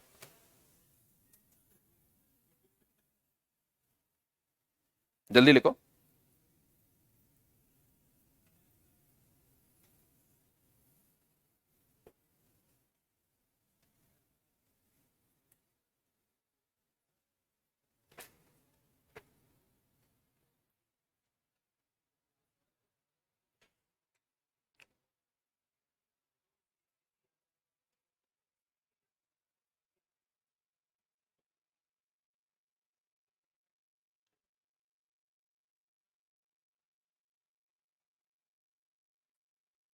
हाँ,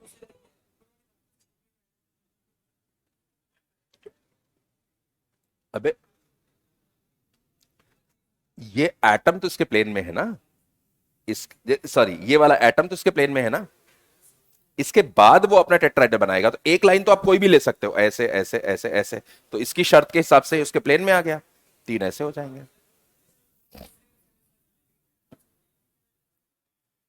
आगे बढ़ जाऊं?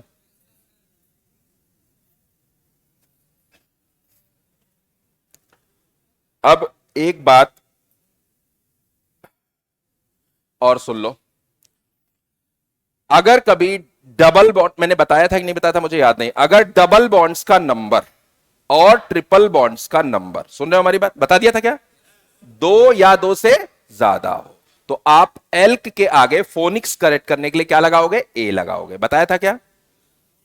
तो फिर सुनो ध्यान से, फिर बीच में क्यों बोला बता दिया था। अब एक करेक्शन, मतलब जो पहले हमने जनरलाइज रूल फॉलो कर लिया, अब उसमें एक एडिशनल पॉइंट है जो हमने बार बार नहीं बताया, तो बहुत से रूल लगते तुमको। अगर कभी डबल बॉन्ड या ट्रिपल बॉन्ड का नंबर, देखो ध्यान से, इफ डबल बॉन्ड या ट्रिपल बॉन्ड आर 2 और मोर देन 2, मोर देन 2, 2 या 2 से ज्यादा हो, तो जब आप वर्ड रूट लिखते हैं तो आप एल्क लिखते हैं हमेशा, और एल्क ही लिखा भी जाता है। इसका फोनिक्स करेक्ट करने के लिए हम ए का इस्तेमाल करते हैं, लेकिन वो और कभी नहीं करेंगे। अगर डबल बॉन्ड या डाई आया, ट्राई आया, टेट्रा आया, इन आइन वगैरह, तो ही आप ए का इस्तेमाल करेंगे, वरना सिंपल जैसे लिखते थे वैसे ही लिख देंगे। It is used to correct the phonics, बोलने का सही अंदाज आ जाए, इसलिए उसमें ए का इस्तेमाल कर दिया जाता है कि हेक्सा, पेंटा। लेकिन तब जब डाई या ट्राई इन कहीं यूज हो रहा हो तो इन होगा, तो मत करना, पेंटा इन नहीं होगा। आई बात समझ में?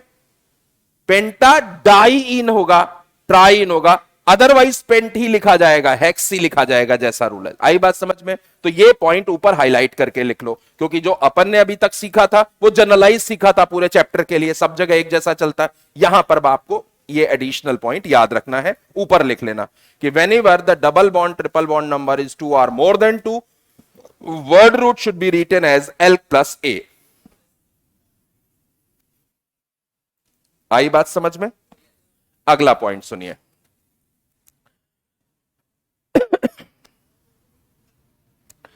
इसमें पता नहीं डीपीपी थी तो सही, ये डीपीपी है क्या? हाँ, ध्यान से सुनो, तुमने किए हैं ना, जो नहीं करके बैठे होंगे उनके लिए ये वेस्ट हो जाएगा, मतलब कोई फायदा नहीं है, ठीक है? तो उम्मीद करता हूं कि आपने जरूर किए होंगे, ठीक है? क्वेश्चन नंबर 1 में हम पूछेंगे, आप जब बताओगे तो मैं उसे एक्सप्लेन करूंगा, नहीं तो मैं आगे बढ़ जाऊंगा, क्योंकि ऐसे तो फिर पॉसिबल नहीं है। ये वर्क तुम्हारा था, मैं तुम्हारे डाउट्स बताना चाहता हूं, कई बार आप नहीं पूछ पाते हो अलग से, तो मैं चाहता हूं क्वेश्चन नंबर 1, नहीं नहीं आप हो गया है मुझे मत बोलना, अगर आपको सच में नहीं बना था और अगर आपने ट्राई नहीं किया तो मेरे से डाउट मत पूछना, तो कोई फायदा नहीं। तो अब ट्राई ही कर लेना, भले अलग से पूछ लेना मेरे से, क्या ही फायदा फिर बताने का। लेकिन अगर आपने ट्राई किया है तो पक्का आप पूछ सकते हैं, बिल्कुल पूछिएगा, मैं बताऊंगा, इसीलिए लाया हूं मैं। क्वेश्चन नंबर 1, क्वेश्चन नंबर नहीं, हमने कहा नहीं बोलोगे, केवल पूछने वाला हाथ उठाएगा, बाकी कोई कुछ नहीं बोलेगा। क्वेश्चन नंबर 2, क्वेश्चन नंबर 2 में द मिनिमम, तुमने ट्राई किया था बेटा, ठीक है। The minimum number of carbon atoms in an alkyne having one quaternary carbon is, आपको एक क्वाटरनरी कार्बन चाहिए, तो क्वाटरनरी कार्बन बेटा चाहिए, तो एक कार्बन तो आपको ऐसा चाहिए, चाहिए कि नहीं चाहिए बताइए, बोलो बेटा। और एल्काइन चाहिए, तो एक ट्रिपल बॉन्ड यहां कहीं तो बन नहीं सकता इसमें। इसमें क्या समस्या आई बच्चे, ये क्वाटरनरी कार्बन बना देते और एल्काइन लिखना था तो ये हो जाता, इसमें तो कोई दिक्कत थी ही नहीं। सही बात है ना, बहुत बढ़िया। क्वेश्चन नंबर 3, अच्छा बहुत थोक भाव में डाउट है। The number of primary secondary tertiary and quaternary carbon atoms इन,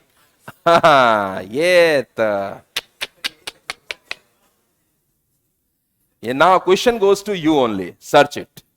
अपने नहीं नहीं नहीं, मैं आपसे बात नहीं कर रहा हूं ना, कुछ क्वेश्चंस ढूंढने हैं तुम्हें, उनके ढूंढने में ही तुम्हें फायदा है, नहीं ढूंढोगे तो तुम बहुत डिपेंडेंट हो जाओगे, समझ गए ना। फिर अगर नहीं होगा तो मैं एक बार बताऊंगा, पर ये इंफॉर्मेटिव पार्ट है, you must go with it. ये अरे यार प्लीज, यार प्लीज, तुम्हारा डाउट है क्या, तो तुम चुप बैठो, जिसका डाउट है मैं उसके लिए बता रहा हूं। सुनो, आपको बस आइसो ऑक्टेन लिख लो, HW लिखो, आइसो ऑक्टेन ढूंढना है, इसका बहुत यूज आएगा आगे। और नहीं ढूंढ सकते तो फिर ढूंढ के लाओ, कहीं से भी लाओ, थोड़ा तो काम करो, है ना। जैसे ही आइसो ऑक्टेन मिलेगा तो मेरे से सवाल नहीं पूछोगे, तुम इसलिए पूछ रहे हो क्योंकि तुमने आइसो ऑक्टेन नहीं ढूंढा। हाँ तो ढूंढो, थोड़ी मेहनत तो करो, फिर नहीं मिले तो बताना, ये मैं बता दूंगा। ये कॉन्सेप्चुअल पार्ट तो नहीं है, है ना। ये अच्छा सवाल था वैसे, इट्स अ गुड क्वेश्चन। हाँ, क्वेश्चन नंबर 4 में डाउट है क्या,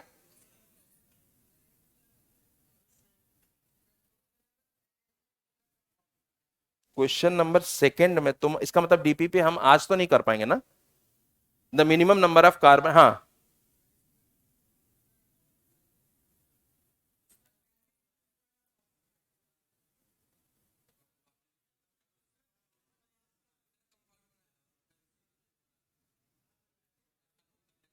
एक मिनट, आपसे पूछा है कितने कार्बन एटम एल्काइन जिसमें क्वाटरनरी कार्बन हो, 1 2 3 4 5 6। एक मिनट, तुम्हें इसमें कोई डाउट है, तुमने कुछ दूसरा बनाया है, उसमें कार्बन कम है, तो एल्काइन नहीं बचा ना, तुमने रूल फॉलो नहीं किया। मैं समझ गया तुमने क्या गलती करी। Are you following CnH2n-2 formula. बच्चे, एल्काइन का केवल मतलब ट्रिपल बॉन्ड नहीं होता, साइक्लो एल्काइन अलग होता है और एल्काइन अलग होता है, एल्कीन अलग होता है और साइक्लो एल्केन अलग होता है। आई बात समझ में। तो आज के बाद, अच्छा सवाल है वैसे, डाउट बढ़िया है तुम्हारा, बहुत लोगों को ये बात शायद डाउट में हो। अगर आपसे कभी ऐसा बोले, ऐसा गुड क्वेश्चन बच्चे, क्या है कि इसमें डाउट ये होता है कि बच्चा समझता है एल्काइन का मतलब मैं ट्रिपल बॉन्ड बना दूं बात खत्म हो जाएगी, राइट। नहीं, एल्काइन मतलब एल्काइन का जनरल फॉर्मूला फॉलो करना चाहिए, वरना एल्काइन को तुम बहुत तरीके से मैनिपुलेट कर सकते हो कि बस ट्रिपल बॉन्ड ही बनाना है, बाकी सारी शर्तें मेरी, ऐसा नहीं है। एल्काइन का मतलब CnH2n-2 ही फॉलो करना होगा, तब सही जवाब पे पहुंचोगे। क्लियर है ना बात। अच्छा सवाल था वैसे, मेरा भी ध्यान यहां पर गया नहीं, अंडरस्टूड मान लेता हूं कई बार में। चलो बढ़िया। क्वेश्चन नंबर 4, मुझे याद है आइसो ऑक्टेन तुम्हें ढूंढ के लाना है ना, कितने लोगों ने अच्छा ढूंढ लिया था। ढूंढ ही लेते हैं बच्चे, जिन्होंने नहीं ढूंढा है ना, बस वही लोगों ने सवाल पूछा है, उन्होंने पूछ ही लेते हैं।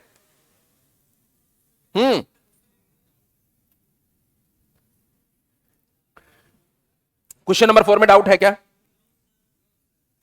बच्चे, सुनो बता दूंगा, जो भी जिसका भी है, कहीं नहीं तो बार बता दूंगा। क्वेश्चन नंबर 4 में डाउट है बेटा क्या, क्वेश्चन नंबर 4 में, क्वेश्चन नंबर 5 में, क्वेश्चन नंबर 5 में किसी को पूछना है, क्या पूछना है बेटा। The primary amine has amino group NH2 attached to. हाँ, मैं एक चीज सिखा देता हूं यहां पर, अगर प्रॉब्लम है सुनो, बिल्कुल नहीं, आप पूछते हो तो आप ईगो बिल्कुल मत रखो, बिल्कुल मस्त रहो जैसे हमेशा रहते हो ना, तुम वैसे ही रहो। किसी ने हंस दिया तो तुम उसको टेंशन मत लो, ये बात हमारे और तुम्हारे बीच की ही है। मैं तुम्हें डांटूं, मैं तुम्हें बोलूं, तो तुम उस बात को काउंट करो। इसके अलावा कोई हंसता है तो ये दुनिया है, इसे कभी नहीं रोक पाओगे लाइफ में। सो बी इन यू ओनली, यही सबसे अच्छा तरीका है ना। डोंट वरी, ये पढ़ने पढ़ाने का दौर ऐसा ही चलता है बेटा। सोचो मैं यहां पर 200 बच्चे बैठकर मैं उनके पब्लिकली आंसर कर रहा हूं और पब्लिकली सेटिस्फाई करने की कोशिश करता हूं। It's too difficult. तुम तो एक बच्चे को हैंडल नहीं कर पाए 2 मिनट, और मैं सबको कोशिश करता हूं कि मैं उसके आंसर तक पहुंचूं। तो इसके लिए पेशेंस रखो, ये सब कोई दिक्कत नहीं। अमाइंस का तरीका ये होता है, देखो ध्यान से, RNH2, R2NH और R3NH NR, ऐसा 3 बार लगाते, ठीक है। ये प्राइमरी हो गया, ये सेकेंडरी हो गया और ये टर्शियरी हो गया। और अगर कभी ऐसा लिखा मिल जाए R R R R plus, तो ये क्वाटरनरी अमोनियम सॉल्ट, पूरा नाम बोले तो टेट्रा एल्काइल अमोनियम सॉल्ट। आई बात समझ में?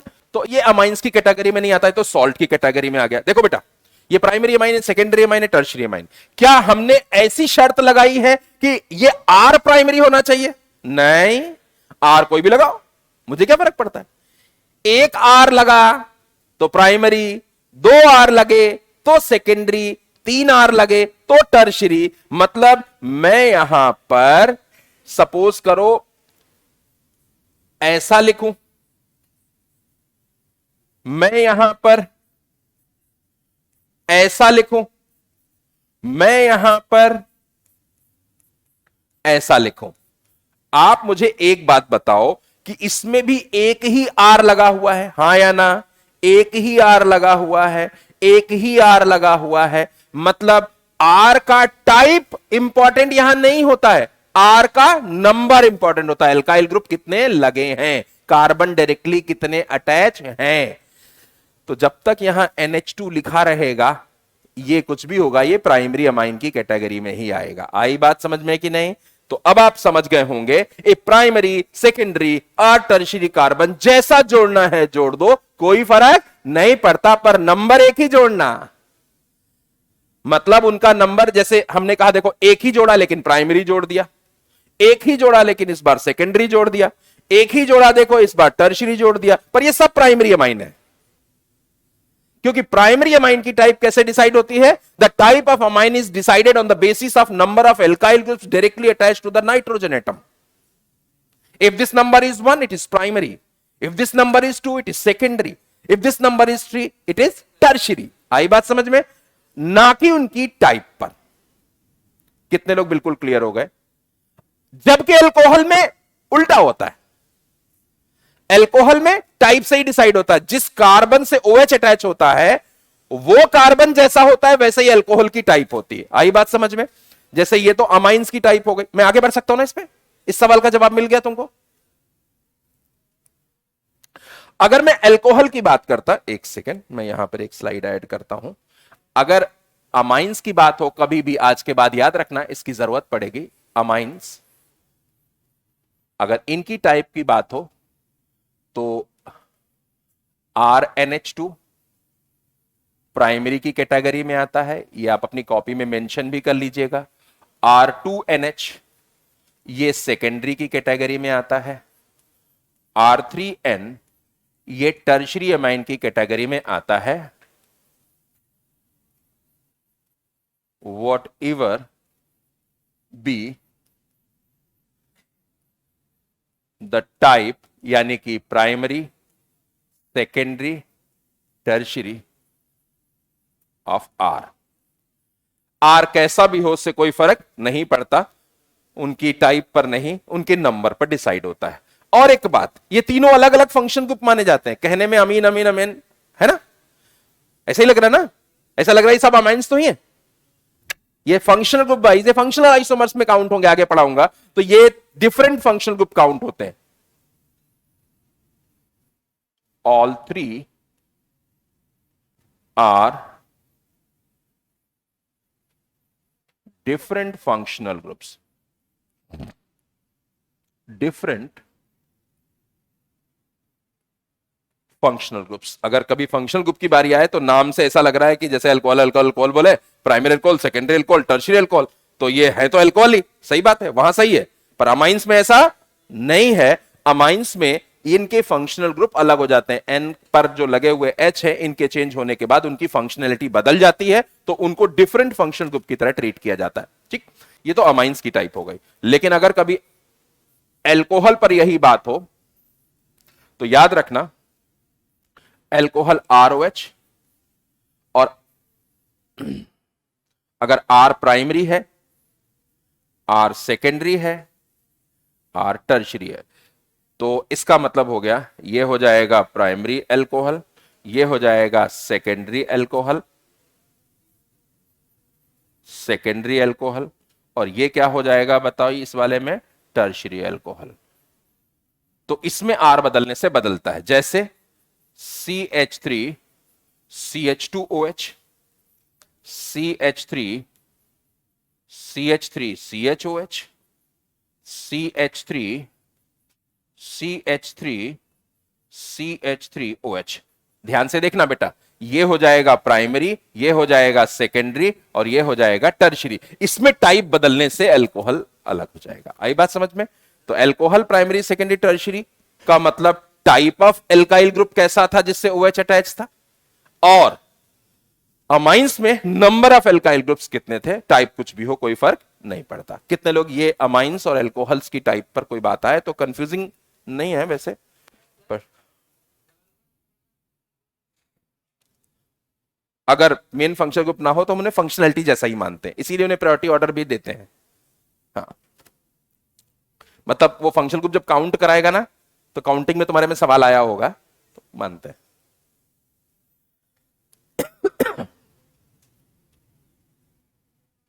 चलिए,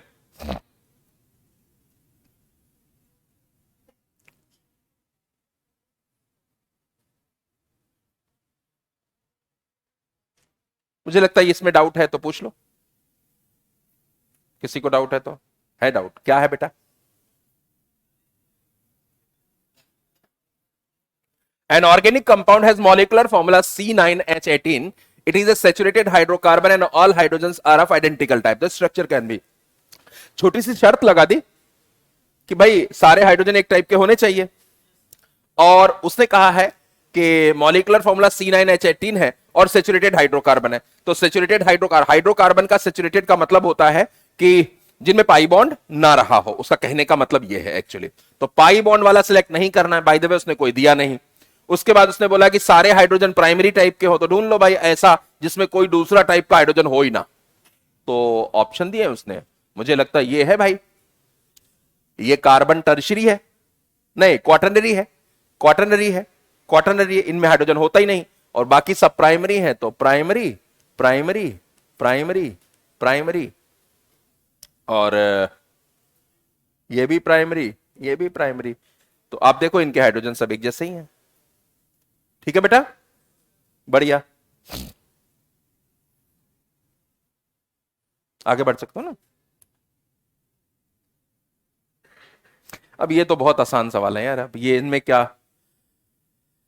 हाँ क्लियर है ना बेटा? इनमें किसी में कोई डाउट है? हाँ तो उठाओ अगर है तो. हमें कोई दिक्कत, हम तो आज लेके ही आए हैं डीपीपी आपको बताने के लिए. हम तो सोच के ही आए थे कि आपके डाउट्स बताने हैं, जो आसान हो या मुश्किल हो. आगे बढ़ता हूं ना. बहुत बढ़िया, शाबाश. इसमें विच of the following correctly matched with the degree of unsaturation. ठीक है,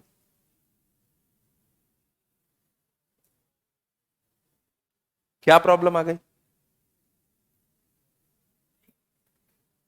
नहीं हुआ. क्यों? इसमें डिग्री ऑफ अनसैचुरेशन 4 है, ऐसा लिखा है. ये सही है कि गलत है? सवाल इसने पूछा तो ये गलत है. तो कौन सा सही है ये नहीं पता चला? अरे ये गलत है इन्हें मालूम है, कौन सा सही है इन्हें मालूम. अच्छा ये सही है कि गलत है? इसमें 7 है क्या? नहीं निकाले। अरे यार मेरे को सही बताओ, पहले तुमने ट्राई किया था सब? अच्छा ऐसा है क्या? डिग्री ऑफ अनसैचुरेशन तुम्हें मतलब बिल्कुल याद ही नहीं है ऐसा? चलो एक कम रिंग और पाई बॉन्ड गिन लोगे ना? अभी इस सिंपल कंपाउंड में तो सीधे बन जाएगा ऐसे, गिनो। अच्छा इसमें तो तुम्हें पाई बॉन्ड ही नहीं दिख रहा होगा ऐसा? याद आया कुछ? वैसे मैंने भी ऐसा एक बार किया था ना। हाँ तो दो पाई बॉन्ड यहां देखो, तीन पाई बॉन्ड यहां, और सीओ CH3 है ना, तो ये एक्चुअली ऐसा रहा होगा, हाँ या ना? तो एक पाई बॉन्ड तो यहां भी आ जाएगा, तो एक पाई बॉन्ड, तीन पाई बॉन्ड हो गए चार, और दो छह, और एक रिंग हो गया सात। करेक्टली मैच्ड है, यही सही हो गया। अब वन ऑप्शन दिया होगा तो काहे को दिमाग लगाएं, मोर देन वन तो दिया नहीं। फिर भी और किसी को डाउट है इसमें? अब ये न मत गिनवाओ यार मैं से, तुम अब तो इज्जत ही गिरा दी तुमने थोड़ा तो। ये तो हो गया ना? अब इसको पूछा तो पिट ही जाओगे, अब क्या बचे? अब अभी अभी अपन ने बात करी इस पर। बताओ इस वाले कार्बन का हाइब्रिडाइजेशन, एक मिनट ये सही से लिखा नहीं है तो मैं इसे क्लियर कर दूं, थोड़ा ब्लर दिख रहा था। अब मैं इस बच्चे से पूछता हूं, बताओ, खड़े हो जाओ। हाँ इस वाले नाइट्रोजन का हाइब्रिडाइजेशन बताओ। sp2 कैसे निकाला? एक में रुको ना, एक दो तीन सिग्मा बॉन्ड है, ठीक। कैसे पता लोन पेयर एक भी नहीं? गिन के बताओ। पांच होते हैं, एक प्लस है तो एक निकल गया, तो बचे चार, चार के चारों बॉन्ड बने, तो सही बात है, कोई लोन पेयर नहीं है। कोई लोन पेयर नहीं, तीन सिग्मा बॉन्ड है, तो हाइब्रिडेशन क्या हो गया? सही बताया तुमने, है? अरे सवाल ही इतना आसान था यार, है? इसको क्या लग रहा था कि इसने बहुत बड़ा काम किया? कहीं सच में बड़ा किया वैसे तुमने, इज्जत बचाई मेरी। गलत बताते तो जरूर बड़ा होता, है ना? आगे बढ़ जाऊं? अरे बताओ जल्दी से, ये कौन पूछ? In which of the following molecules nitrogen, अरे पूछो, क्वेश्चन पूछना है, पूछो। कौन पूछ रहा है? हाथ उठाओ, पूछो अगर पूछना है। ये वाला geometry around how many carbon atom, जिनका जिनका हाइब्रिडेशन sp3 हो, जिनका जिनका हाइब्रिडेशन, तो जहां जहां हाइब्रिडाइजेशन कार्बन का sp3 हो, वो सवाल पूछने का तरीका उसने बदला है, तो वो कार्बन ढूंढ लेना जिनका हाइब्रिडाइजेशन sp3 हो। आई बात समझ में बेटा? बहुत बढ़िया, आगे बढ़ जाते हैं। अब ये एंटी कैंसरस है, ये इसकी समस्या अपनी नहीं, ठीक है? उस पे मत जाना, तुम सिर्फ कंपाउंड देखो और अपने काम की बात सुनकर आगे बढ़ जाओ, है ना? अपने को तो सिंपल सवाल का जवाब देना है, हो जाएगा। अच्छा ये वाला तो अब तो अपन ने ऑलरेडी इसमें आग लगा रखी है, अब ये भी गलत होगा तो क्या? ये वाले प्लेन में है, समझ में आता है? sp2 sp2 sp2 sp2 sp2 sp2 sp2 है ना, तो इनका कोई ऑप्शन है ही नहीं क्लोज रिंग में। तो सिंपल से सवाल थे, अपन ने इन पर बेहतर कर रखा है। इसमें प्रॉब्लम क्या है समझ आया क्या? ये भाई ने गड़बड़ किया है, पूरा रायता इसने फैलाया है, वरना। अच्छा हाँ ये एक प्रॉब्लम थी, सी के बाद इसमें एल भी लगाए ना, लीनियर है क्या? लीनियर है क्या वो? अरे एटम है ना, मजाक की भी कोई हद होती। क्वेश्चन नंबर 7 पे आ जाओ जल्दी। हमें क्यों ऐसा लग रहा है कि बहुत लोगों ने ये डीपीपी नहीं करी है? अच्छा ईमानदारी से एक बार हाथ उठा दो, मैं कुछ भी नहीं बोलूंगा बिना देखे। कितने लोगों ने ये डीपीपी नहीं करी है? इतने लोगों ने नहीं करी है। पर बेटा एक बात बताओ, तुम्हारा 31 को टेस्ट है, सुनो सुनो ध्यान से, 31 को टेस्ट है कि नहीं है? और ऑब्वियस सी बात है कि आपका टेस्ट अगर पास में है तो रिलेटेड कंटेंट आपने सॉल्व कर रखा हो, वरना कर ही क्या रहे हो फिर?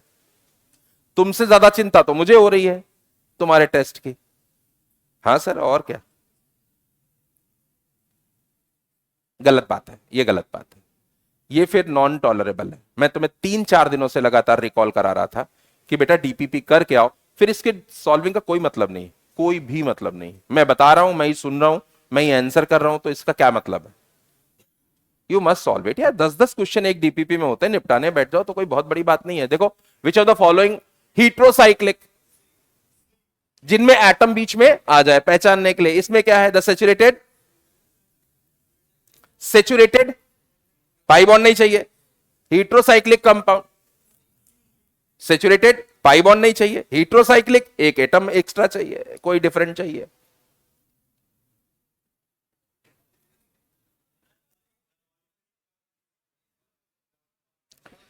जैसे एक बात बताओ, सुन,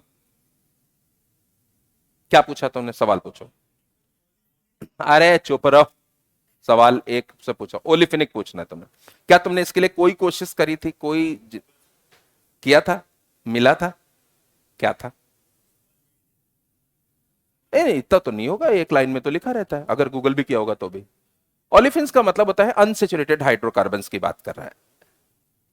आई बात समझ में? तो इतनी भी बड़ी बात नहीं थी। पर कई बार क्या होता है, हम बहुत छोटी चीजों को कोशिश भी नहीं करते।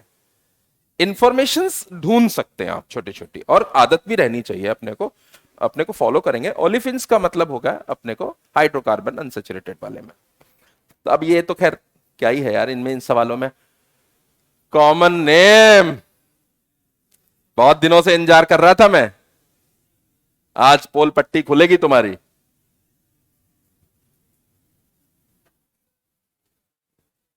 मालूम है अगर यहां सीएचओ लिख दिया जाए ना बेटा, बताता हूं, ध्यान से सुन लो, ये सवाल आएगा टेस्ट में, ठीक है?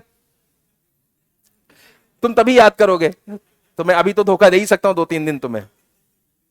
हमारे पास हर हुनर है, कैसे भी करके तुम्हें ध्यान दिला देगा। तो ये सच में सब आ जाए तो बोलना मत कि मैंने बोला था तो भी गलत है। ध्यान से सुनो, यहां सीएचओ होगा, राइट? तो क्या कंपाउंड का नाम होगा बताओ? एक्रोलिन। याद रखना, क्या नाम होगा? एक्रोलिन। याद हो गया? देखो, डर में एक याद करा दिया। अब नहीं आएगा, सुनो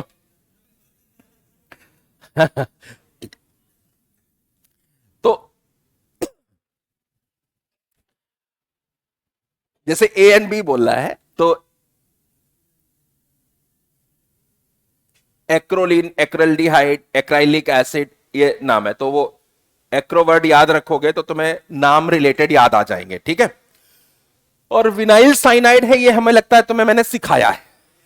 ये ग्रुप जो है, थोड़ा लॉजिक अगर याद आ रहा हो तो ये ग्रुप हमने क्या बताया था बेटा? विनाइल। तो विनाइल साइनाइड भी बोल ही सकते हैं अपन इसको, अगर कॉमन नेमिंग में ही है तो, ठीक है? अच्छा, the second member of homologous series of ethyl ketone. Ethyl ketone नहीं होगा, डाई इथाइल कीटोन या कुछ, क्या?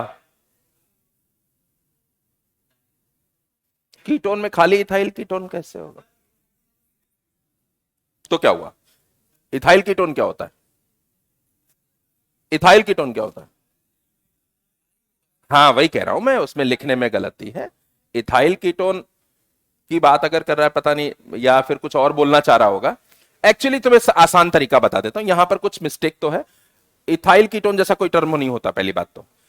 जब भी किसी की होमोलोगस सीरीज का नेक्स्ट मेंबर पूछे, तो आपको अगर, जैसे क्या होता है नॉर्मली, तो ऐसा होता है कि अगर फंक्शनल ग्रुप सेम है तो आप CH2 के इंक्रीज से आगे बढ़ते जाइए, आपको नेक्स्ट मेंबर मिलता जाएगा, क्योंकि R चेंज होता है, फंक्शनल ग्रुप रिमेन्स सेम।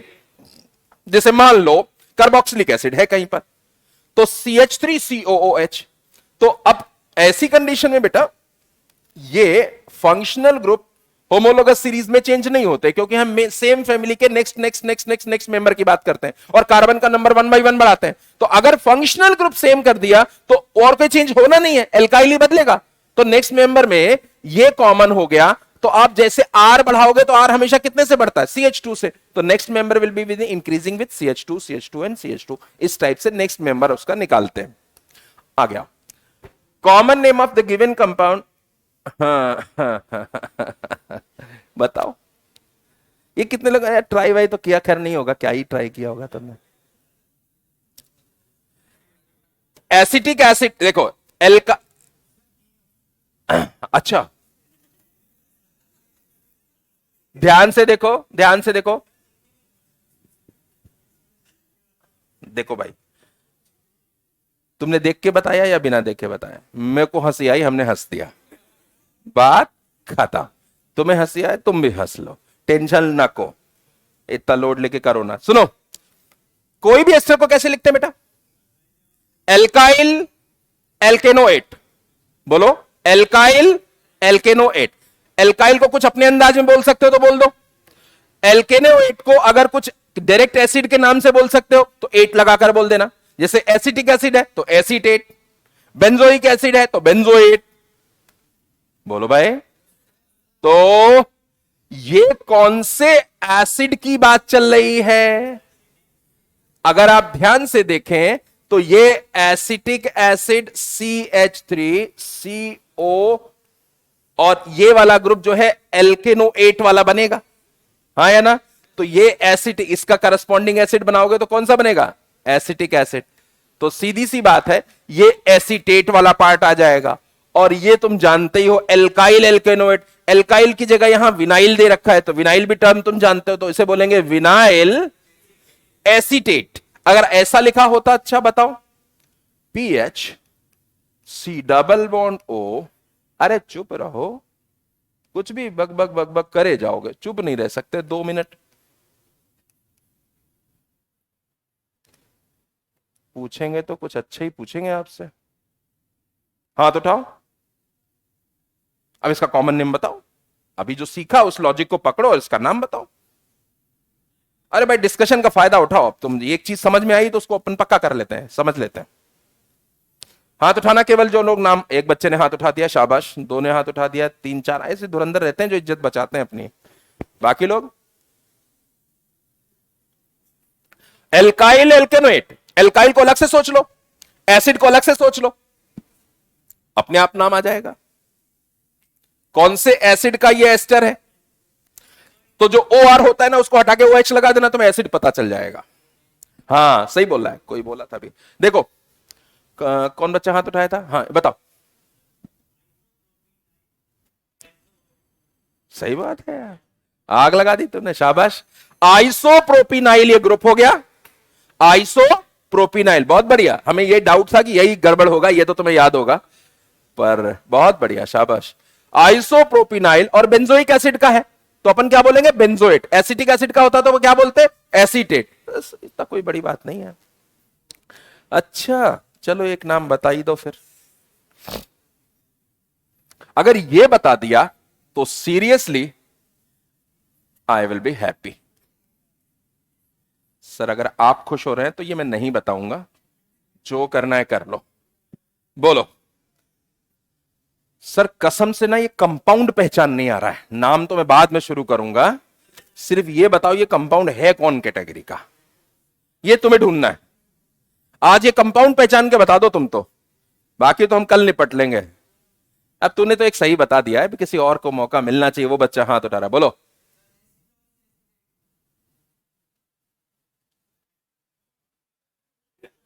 तुम्हारे एफर्ट की दाग देता हूं, लेकिन पहले कंपाउंड बताओ कौन सा है। कोई बात नहीं, तुमने खड़े होकर इतनी भरी क्लास में कोशिश करी, ये कम बड़ी बात नहीं है। मैं होता तुम्हारी जगह तो नहीं करता अपनी क्लास में, क्योंकि मेरे को हाँ इतना कॉन्फिडेंस नहीं आता। बोलो। हमारे मास्टर पीटते भी बहुत थे। हाँ तो वो पूछो, फिर गलत बताओ, फिर पीटो। जैसे हम तो बड़े इज्जत से तुम्हें समझा देते हैं, तब तो कुछ नहीं है। पूछेंगे, बताना भी पड़ता था, पिटना भी पड़ता था, तो ऑलमोस्ट प्रोसेस डिफाइंड जैसा था। हाँ बोलो, ये कौन सा कंपाउंड है कि फंक्शनल ग्रुप पहचान के बता दो बस तुम तो। एस्टर है, कौन से एसिड का एस्टर है? मैंने तरीका सिखाया, तुम तरीके को गए नहीं बेटा, तुम्हारी आदत बहुत सुपरफिशियली है सब लोगों की। तुम तरीका बताया, मैंने क्या बताया? OR हटाकर OH लगा दो तो एसिड पता चल जाएगा। बोला कि नहीं बोला? तो OR हटाकर एसिड OH बना लो ना पहले। अरे हे